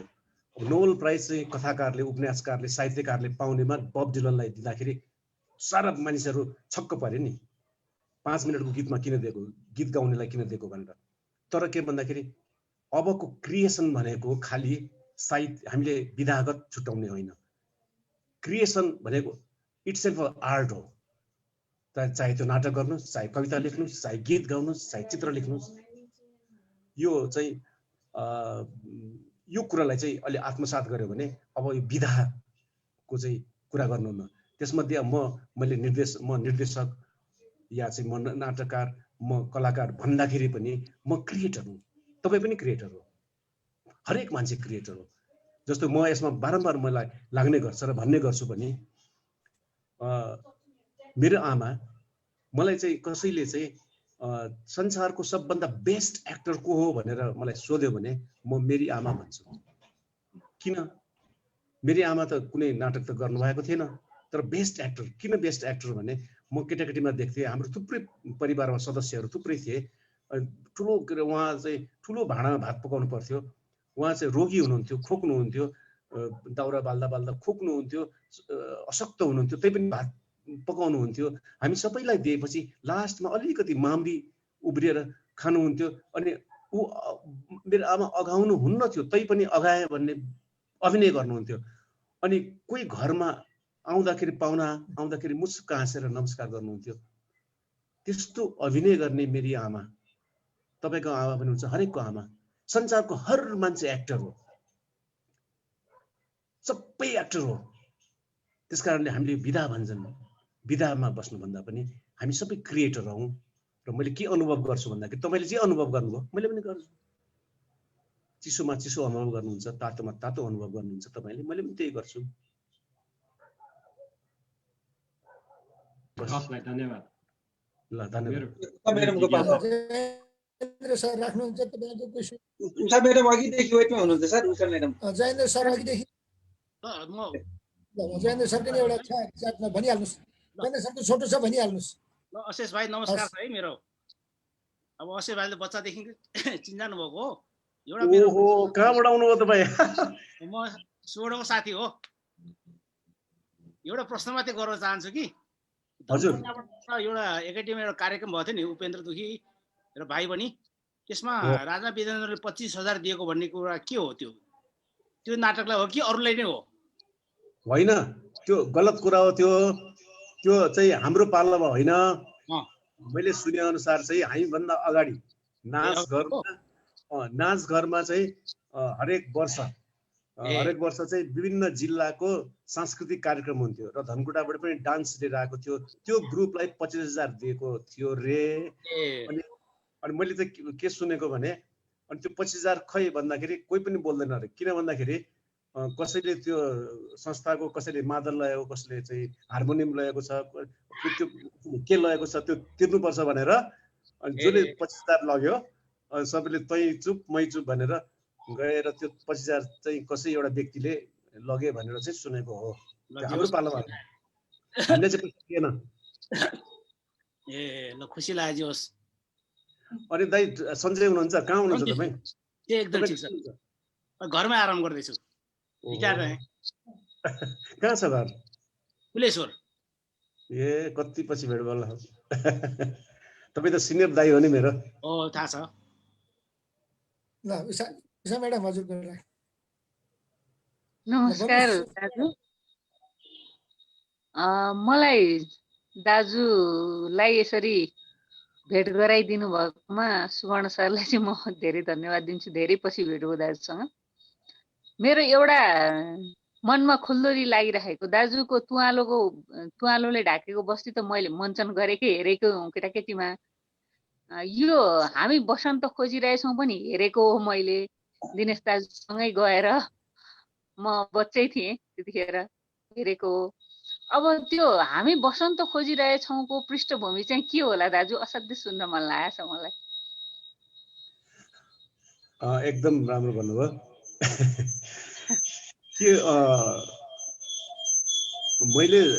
हामीले चाहिँ जब नाटक गर्थ्यौँ समस्या के भन्दाखेरि कुनै न कुनै हलमा गर्नुपर्ने, हलको भाडा पनि एकदमै महँगो। अनि नाटक गर्दाखेरि जुन त्यहाँ प्रप्सहरू चाहियो, सामानहरू चाहियो, अनि धेरै कस्ट पनि महँगो पर्ने एउटा त्यो समस्या। अर्को समस्या भनेको त्यति बेला सेन्सरसिप हुन्थ्यो। हामीले नाटक देखाउनुभन्दा अगाडि सिडिओ या अन्जलाइजमा गएर नाटकको स्क्रिप्ट दिनु पर्थ्यो अनि उनीहरूले हेर्थे। हेरेर चाहिँ कति मेरो नाटकहरू चाहिँ कस्तो हुन्थ्यो भने आधा त उनीहरूले रातो किन्नु लगाइदिन्थे होइन। 30 पेजको नाटक छ भने 15 पेज पारिदिन्थ्यो। यो नबोल, त्यो नबोल, यो नगर, त्यो नगर भनेर। अनि त्यसमा चाहिँ उसले काटेको चाहिँ शब्द त्यहाँ बोल्यो भने हामीलाई सिधै लगिहाल्थ्यो समाएर। त्यस्तो अवस्था थियो। जहिले पनि यो कुराले पोलिरहने, एक त नाटक गर्ने हल पनि छैन, अर्को नाटकको सेन्सरसिप छ। अनि यस्तोमा चाहिँ बचेर लेख्ने कसरी भन्दाखेरि त्यहाँ फेरि सेन्सर गर्ने को भन्दाखेरि खरदार मुखिया। अनि मैले हामी बसन्त खोजिरहेछौँ लेखेँ र त्यसमा चाहिँ हरेक पात्रले बसन्त खोजिरहेको छ। वास्तवमा बसन्त खोजेको होइन, प्रजातन्त्र खोजेको। हामी प्रजातन्त्र खोजिरहेका छौँ भने त पक्रिहाल्थ्यो। अनि यो सेन्सर गर्दाखेरि बुझ्दै बुझेन त्यहाँको उहरूले, खरदार मुखिया सबैले पास गरिदियो होइन। हामी बसन्त खोज, ठिकै छ नि, बसन्त खोजेर के हो भनेर बुझेन। र त्यो नाटक चाहिँ को पृष्ठभूमि त्यो हो। र अर्को कुरा के भन्दाखेरि मलाई के लागिरहेको थियो भने हलमा गर्दाखेरि गर्न चाहिँ महँगो भएकोले धेरै प्रप्सहरू खर्च नगरिकन जहाँ पनि नाटक गर्न सकिन्छ, चौतारीमा, खेतमा, खेतको टिममा, जता पनि नाटक गर्न इजिली नाटक गर्न सकिन्छ भन्ने त्यो भावले एउटा चाहिँ लो कस्ट थिएटर, मितव्ययी रङ्गमञ्चको अवधारणामा लेखिएको नाटक हो त्यो। ल बहिनी खुसी लाग्यो। हजुर, धेरै पछि भेट भयो। स्क्रिनमै भए पनि दाजुलाई दर्शन गर्न पाइयो। ल मेरो पनि एकदम आशीर्वाद छ।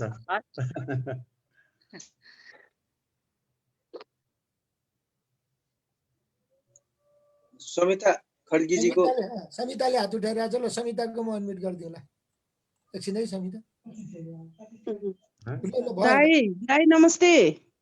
ओहो आशिष दाइ सब भेट्दो आज त दाइ देखेपछि कति भयो यो कार्यक्रममा बस्न नपाइरा। आज दाजु आउने थाहा पाएर म बसेको, अर्को एउटा क्लास जोइन गर्नुपर्ने नगरिकन। अब दाइहरूले हामी बसन्त खोजिरहेछौँ, बाट चाहिँ बसन्त आयो होइन। अब बसन्त आइसकेपछि दाइहरू कता कता, हामी त एकदमै हामी सुद्धा बिलायौँ दाइ होइन। अब अहिलेको अवस्थालाई कसरी हेर्नुहुन्छ? र एउटा कुरा पहिला चाहिँ हाम्रो दाइको चाहिँ थिएटर चाहिँ कस्तो छ अहिले?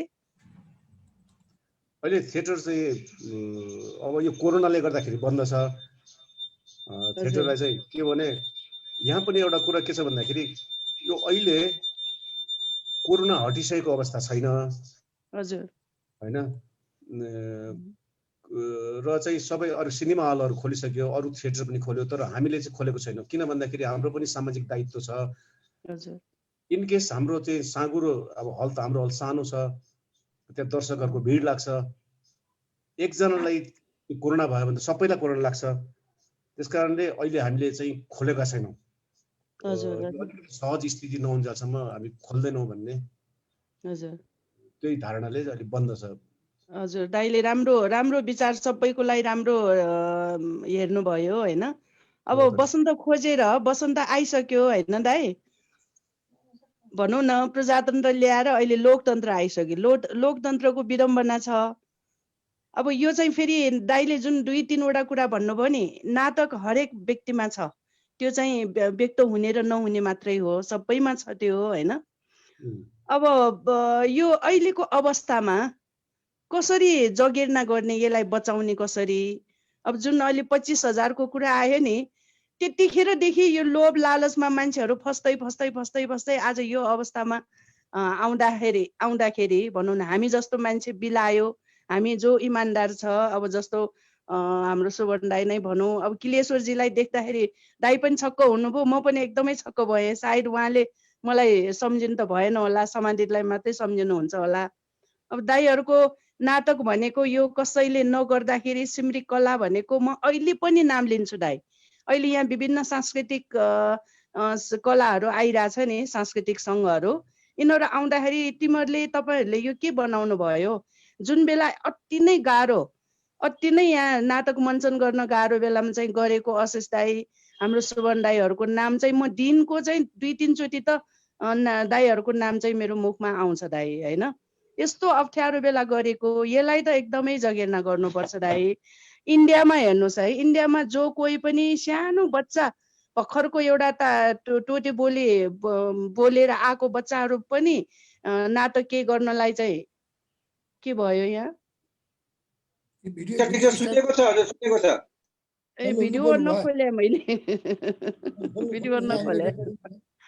अनि गाह्रो अवस्था। अब यहाँ हामीले यो गर्न पायो भने भनौँ न त्यहाँ जस्तै एउटा पोटिलो एउटा राम्रो चाहिँ कलाकारहरूलाई जन्माउन पाउँछ भन्ने मेरो चाहिँ उद्देश्य होइन। अब अघि पनि कुरा त उठेको हो, यसलाई कसरी जगेर्ना गर्ने, दाइहरू जस्तोले नै गर्ने हो यसलाई, दाइ पछि कसले गर्छ भन्ने एउटा चाहिँ प्रश्न पनि उठिसक्यो। यो भनौँ न बिलाएर जान्छ कि भन्ने एउटा डर पनि छ होइन। त्यसकारण दाइ यसलाई कसरी संरक्षण गर्ने भन्ने बारेमा होइन, यो यसमा चाहिँ मलाई के भन्नु मन लाग्छ भने अब आज नाटकको चर्चा भयो, भोलि चाहिँ गीतको चर्चा होला, पछि सङ्गीतको चर्चा होला, अर्को दिन कविताको चर्चा होला, र हरेक क्षेत्रमा चाहिँ फेरि यही अवस्था छ। डान्सको कसले चाहिँ संरक्षण गर्ने भन्ने कुरा हुन्छ। डान्समा खेलकुदमा चाहिँ खेलकुदको कसले संरक्षण गर्ने भन्ने प्रश्न आउँछ। किनभने हरेक क्षेत्र चाहिँ अहिले अवरुद्ध भइरहेको छ। यसको चाहिँ मूल कारण भनेको मलाई के लाग्छ भने हाम्रो देशमा अहिलेसम्म हाम्रो जुन राजनीति स्थिर हुन सकेको छैन, इस्टाब्लिस हुन सकेको छैन हाम्रो पोलिटिक्स।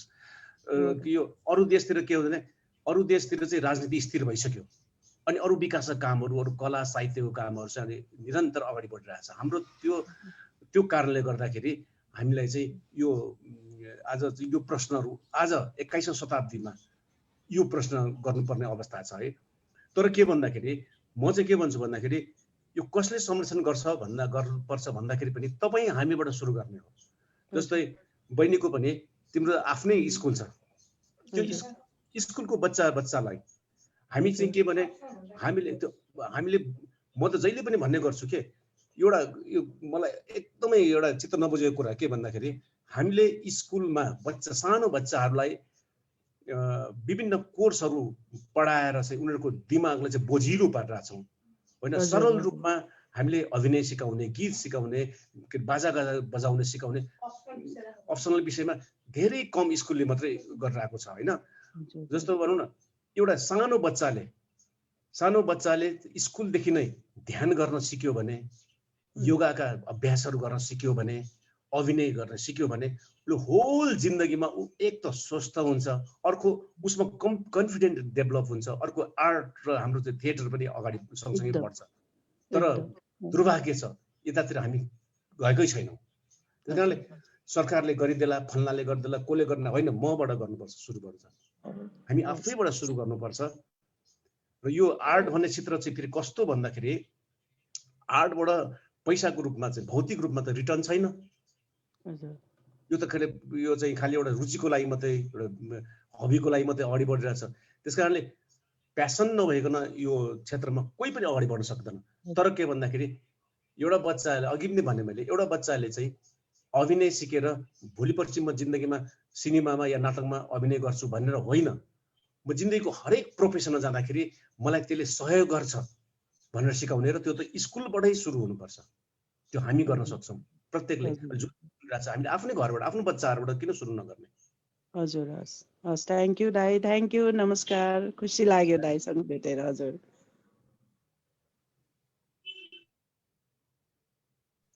हजुर कसैको छ कि अब सुमन सर?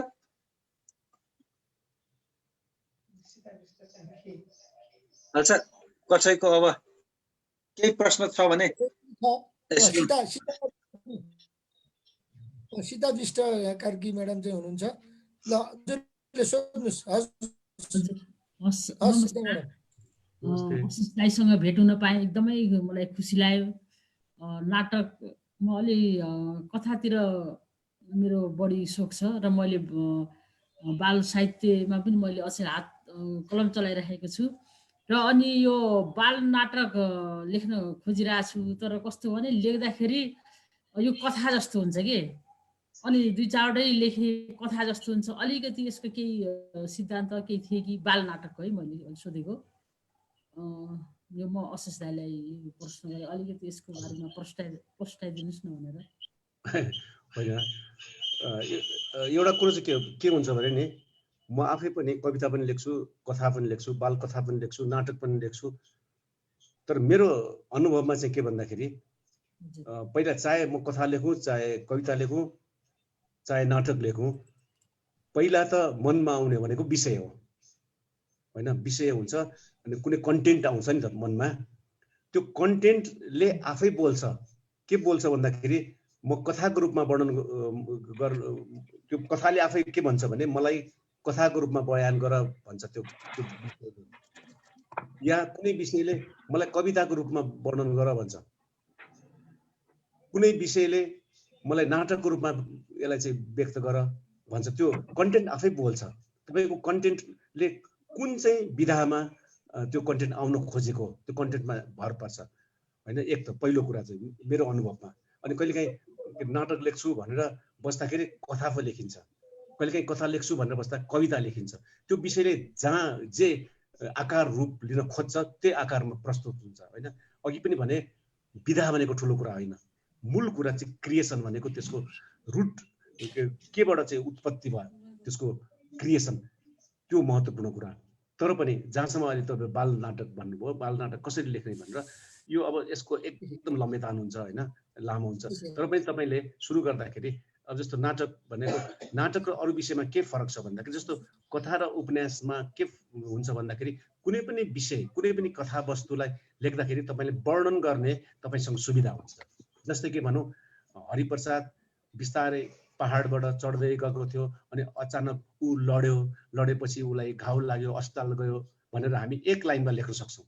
तर नाटकमा के हुन्छ, त्यो वर्णन गरेर हुँदैन, त्यहाँ लडेकै देखाउनु पर्यो।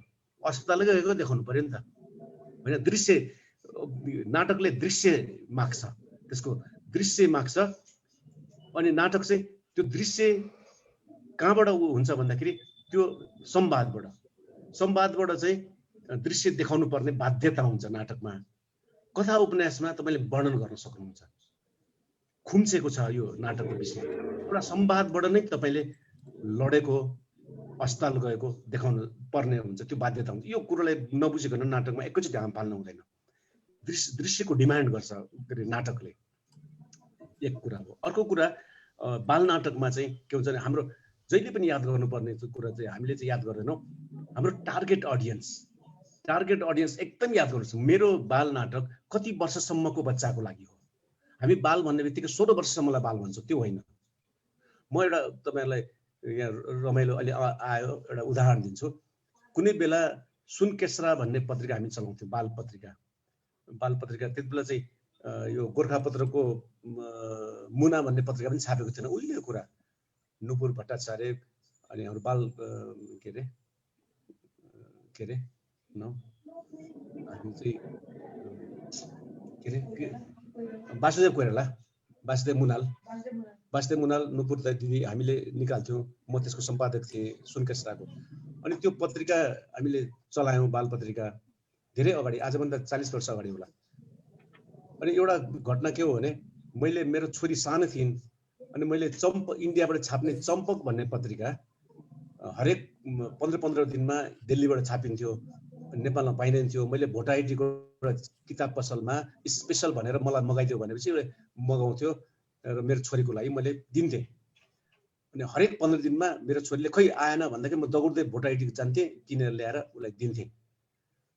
यो निरन्तर चलिरह्यो। जब मेरो छोरी 6 क्लासमा पढिन् अनि एक दिन मलाई छोरीले के भन्यो भने, बाबा अबदेखि यो पत्रिका नल्याइदिनुहोस्, अब म पढ्दिनँ, मलाई मन पर्नु छोड्यो भन्यो। त्यसपछि मलाई के लाग्यो भने त्यो चम्पक भन्ने पत्रिका त 5 क्लास मुनिको केटाकेटीलाई मात्रै रहेछ, टार्गेट अडियन्स हुँदो रहेछ। अब उसलाई झ्याउ लाग्न थाल्यो, त्यही त्यसको भाषा, त्यसको शैली, त्यसको प्रस्तुति। यो टार्गेट अडियन्स भनेको धेरै चिज, धेरै चाहिँ गहन कुरा रहेछ। र हामीले नाटक लेख्नुभन्दा अगाडि मैले कति वर्षको लागि लेख्ने हो, प्राइमेरी स्कुलको लागि लेख्ने हो कि त्योभन्दा माथिको लागि लेख्ने हो कि कसको लागि मैले यो टार्गेट गर्दैछु, मेरो त्यही अनुसारको भाषा, त्यही अनुसारको प्रस्तुति हुनु जरुरी छ। दुईटा कुरा भन्ने मैले, एउटा दृश्यको कुरा, अर्को कुरा चाहिँ प्रस्तुतिको कुरा। यो दुईटा कुरा एकदम याद गर्नुपर्ने रहेछ। अब यो चाहिँ अब यतिकै मैले यसरी लेख्ने भनेर अब कसरी भनेर होइन, कुनै बेला हामीले भेट भयो भने हामी फेरि डिटेलमा कुरा गरौँला। सुवर्ण सर, अब कसको पालो? विमल सर आइराख्नु भएको छ।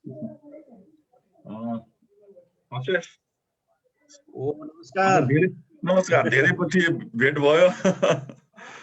धनकुटा, विराटनगर, धरानहरू सबै सम्झाइदियो तिमीले है। अनि बडो खुसी लाग्यो आज यो प्रस्तुति तिम्रो बडो राम्रो भयो है हाम्रो सबैको लागि हैन।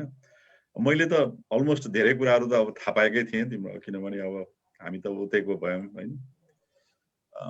तर जे होस् कि अब नाटक चाहिँ अब कसरी लेख्नु पर्दो रहेछ, कसरी लेखियो भन्ने कुराहरू चाहिँ, कति कुराहरू त्यसका पछाडि चाहिँ अब त्यो के कारणहरू थिए भन्ने कुरा जुन आज सुन्न पाइयो, त्यो चाहिँ मैले सुन्न पाएको थिएन पहिला।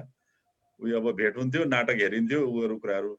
अनि यो नाटकको प्रसङ्ग चलिरहँदा एउटा नाटक चाहिँ हुन त त्यो अब यहाँ नाटकहरू अब तिमीहरूले जुन गर्यो, अब सुनिल पोखरेलले अब आरोहण ग्रुपहरू खोलेर गुरुकुलबाट भयो, त्यसले गर्दाखेरि त काठमाडौँमा विशेष गरेर एउटा नाटकको चाहिँ जुन भनौँ न जुन स्तरमा अहिले पुग्यो र त्यहाँबाट चाहिँ त्यहाँ खारिएका कलाकारहरू चाहिँ अहिले जुन अब चलचित्रमा पनि देखिए, दया हाङराईहरू लगायतहरू, अब अरूको नाम त अब ठ्याक्कै अहिले भनौँ, त्यसको त भनौँ न स्कुलिङ त त्यही नाटक घरबाट भएको हो नि त है।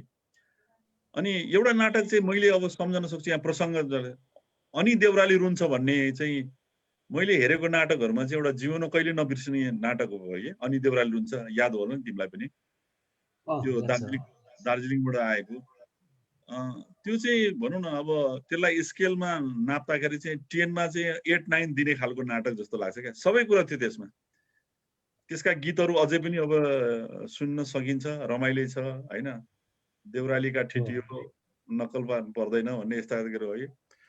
यहाँ प्रेम के फुल चुडेर लाने हो भन्ने कति गीतहरू पनि अहिले पनि अब त्यो अमर अजरहरू छन् र त्यो नाटक धेरै लामो चल्यो। तिम्रो जस्तै तिम्रो नाटक जस्तै त्यो पनि अब हामीले टिकट काटेर हेर्नलाई चाहिँ अब लाइन निकै लामो हुन्थ्यो, उयो गणेश मन्दिरसम्म पुग्थ्यो है। त्यस्तो नाटकहरू चाहिँ अहिले अब भनौँ न अहिले सायद त्यति लामो नाटकहरू चाहिँ अहिले नलेखिएको हो कि जस्तो मलाई कता कता लागेर मेरो चाहिँ प्रश्न यो हो कि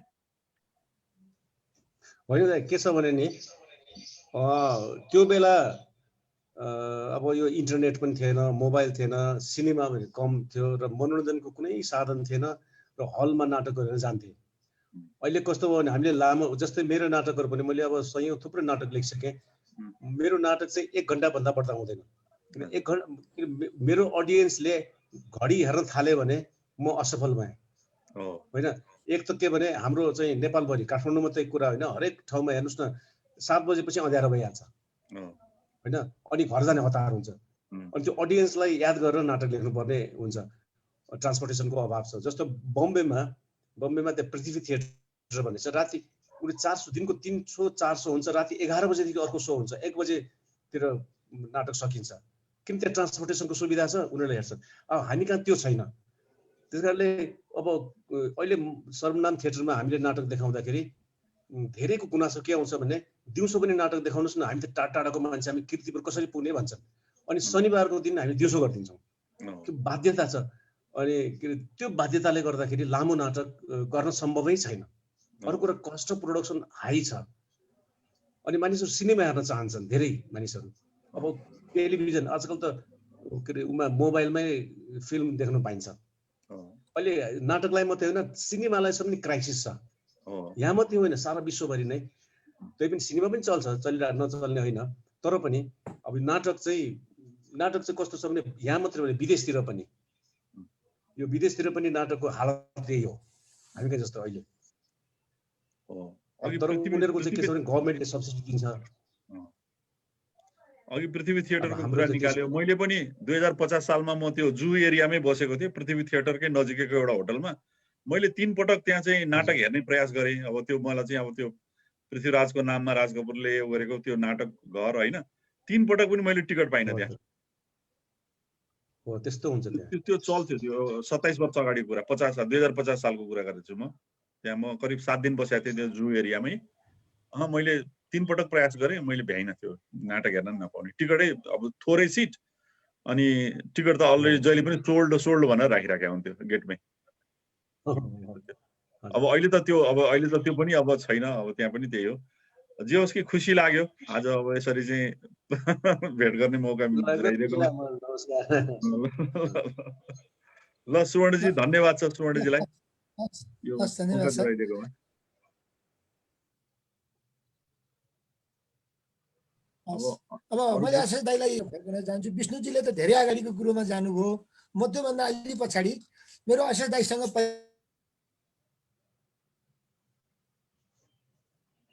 परिचय झन् 38-39 सालदेखि भयो। अनि त्यो बेलादेखि निरन्तरै आजसम्म चाहिँ सम्बन्ध छ। र आशिष दाइमा एउटा सधैँ मैले पाएको उहाँको व्यक्तित्वमा चाहिँ के थियो भन्दाखेरि उहाँलाई सधैँ यही नाटकको कथा, त्यो कथावस्तु अनि त्यसको प्रस्तुतिकरण कसरी गर्ने भन्ने हुटुटी भइरहेको हुन्थ्यो। र जहिले पनि छोटो समय भेट्दा बाटोमा बिन्दै पनि आशिष दाइको त्यो मनमा आइरहेको कुरो चाहिँ मसँग चाहिँ सेयरिङ गर्नुहुन्थ्यो। मैले एउटा हिजो नयाँ कुरो सोचेँ, बुझ्यौ,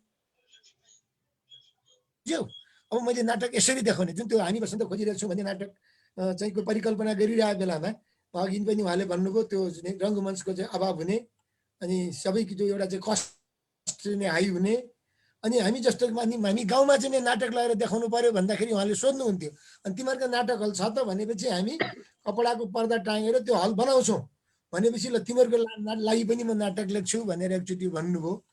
र मैले आशिष दाइले चाहिँ यहाँ उल्लेख नगर्नु भएको यो पुरस्कारमा पनि मैले त्यहाँ देखिनँ।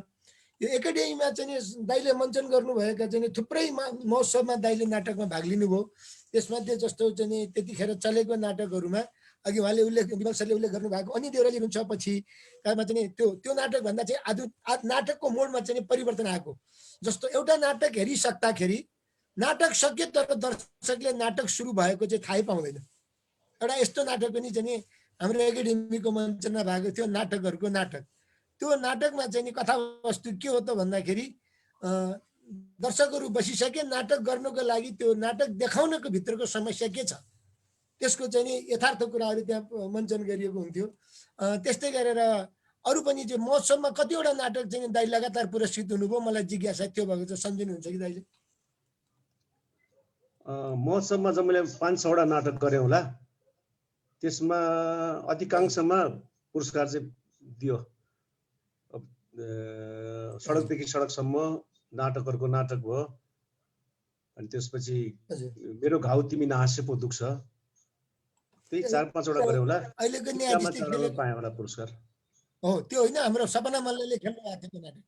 सपना मल्लले नाटकहरू नाटक खेल्नु भएको थियो। त्यसमा होइन दाइ मलाई मेरो घाउ तिमी नहाँसे पो दुख्छ भनेर खेल्नु भएको थियो। हजुर अलि न्यायाधीश हुनुहुन्छ सर्वोच्चमा। हजुर सपना प्रधान मल्ल त्यो बेला चाहिँ नि ल क्याम्पसको विद्यार्थी हुनुहुन्थ्यो र त्यो किशोर पहाडी दाइ र सपना मल्ल अनि हाम्रो अनिल पाण्डेले चाहिँ नि त्यसमा होइन मेन रोल खेलेको चाहिँ मलाई याद छ त्यो। अनि यो अब भनौँ न, मैले पनि एउटा कुरो चाहिँ नि के अनुभव गरेँ भने दाइ, जस्तो यो हामीले फर्मल चाहिँ नि क्लासमा पढेको विषयवस्तुभन्दा बच्चाहरूदेखि जसले यो नाटकमा चाहिँ नि भाग लिने अथवा नाटकमा चाहिँ नि चाख मात्रै राख्ने अथवा एउटा सिरियस दर्शक भएर मात्रै हेर्छ भने पनि उसमा त्यो पछिल्लो चाहिँ नि जीवनमा एउटा लिडरसिप चाहिँ क्वालिटी डेभलप हुँदो रहेछ। र खास गरी चाहिँ यो अभिनय कलाको चाहिँ नि पेसासँगको सम्बन्ध हेर्दाखेरि एउटा गुड एक्टर्स अथवा नाटककार चाहिँ नि राम्रो ट्रेनर बन्न सक्छ भन्ने चाहिँ मलाई आफूलाई लागेको छ। मैले चाहिँ नि जस्तो मेरो चाहिँ नि त्यो फर्मल एजुकेसन भन्दा पनि म नाटक विधाबाट चाहिँ नि मेरो प्रोफेसनमा आउँदाखेरि म चाहिँ एज ए प्रशिक्षक चाहिँ नि आफूलाई म जमे जस्तो लाग्छ। र मैले चाहिँ नि मेरो प्रशिक्षार्थीहरूले पनि अहिलेसम्म पनि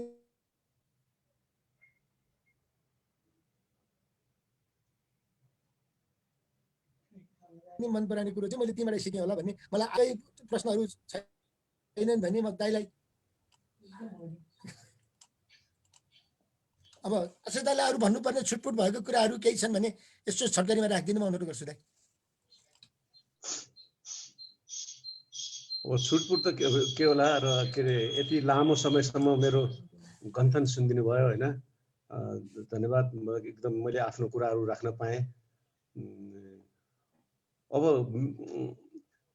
कि म यहाँ के छ भने मलाई एउटा कुरो भन्नु मन लागेको चाहिँ अब हामी चाहिँ एकदम निराश हुन्छौँ कि अहिले पनि धेरै प्रश्नहरू आयो, हामीले किन गर्न सकेनौँ, भएन भन्ने नेगेटिभबाट सुरु गर्छौँ। अब त्यो निराशमै हामीले अल्मलिएको भए सायद हामी पनि यहाँसम्म आउँदैन थियौँ होला। किनभने एउटा हिन्दीमा गजल अस्ति पढिरहेको थिएँ मैले, काँडै काँडा बाटोभरि काँडा छ, जीवन भनेको नै त्यही हो भन्ने जस्तो।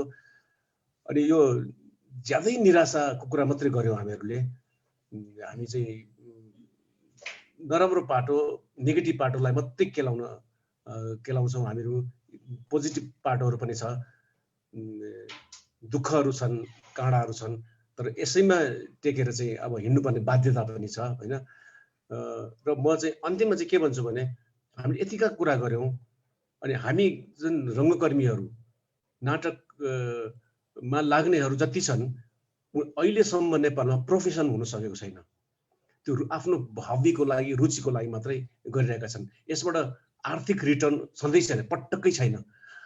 अनि तर यति हुँदाहुँदै पनि अहिले नयाँ जेनेरेसन हामी मभन्दा पछिका जेनेरेसनहरू राम्रा कलाकारहरू, राम्रो नाटककारहरू, राम्रा रङ्गकर्मीहरू जन्मिरहेका छन्। तर प्रश्न के भन्दाखेरि हामीले यति कुरा गऱ्यौँ, हामी सबैले पनि कहीँ नाटक चलेको छ भने हामी परिवार समेत गएर हेरिदिउँ नाटक। त्यसले के भन्दाखेरि त्यसलाई प्रोत्साहन हुन्छ। त्यो प्रोत्साहन चाहिँ तपाईँ हामीले सुरु गर्ने हो। जस्तो अहिले काठमाडौँमा 4-5वटा थिएटर हलहरू छ। अहिले चाहिँ थिएटरमा नाटकहरू चलेको छैन, तर पनि अब कोरोना पछि चल्छ। र तपाईँहरूले पनि म नाटक हेर्न जान्छु भनेर आफ्नो परिवारलाई लिएर जानुभयो भने कुनै पनि थिएटर हलमा गइदिनुहोस्, त्यो ठुलो एसेट हुन्छ। त्यो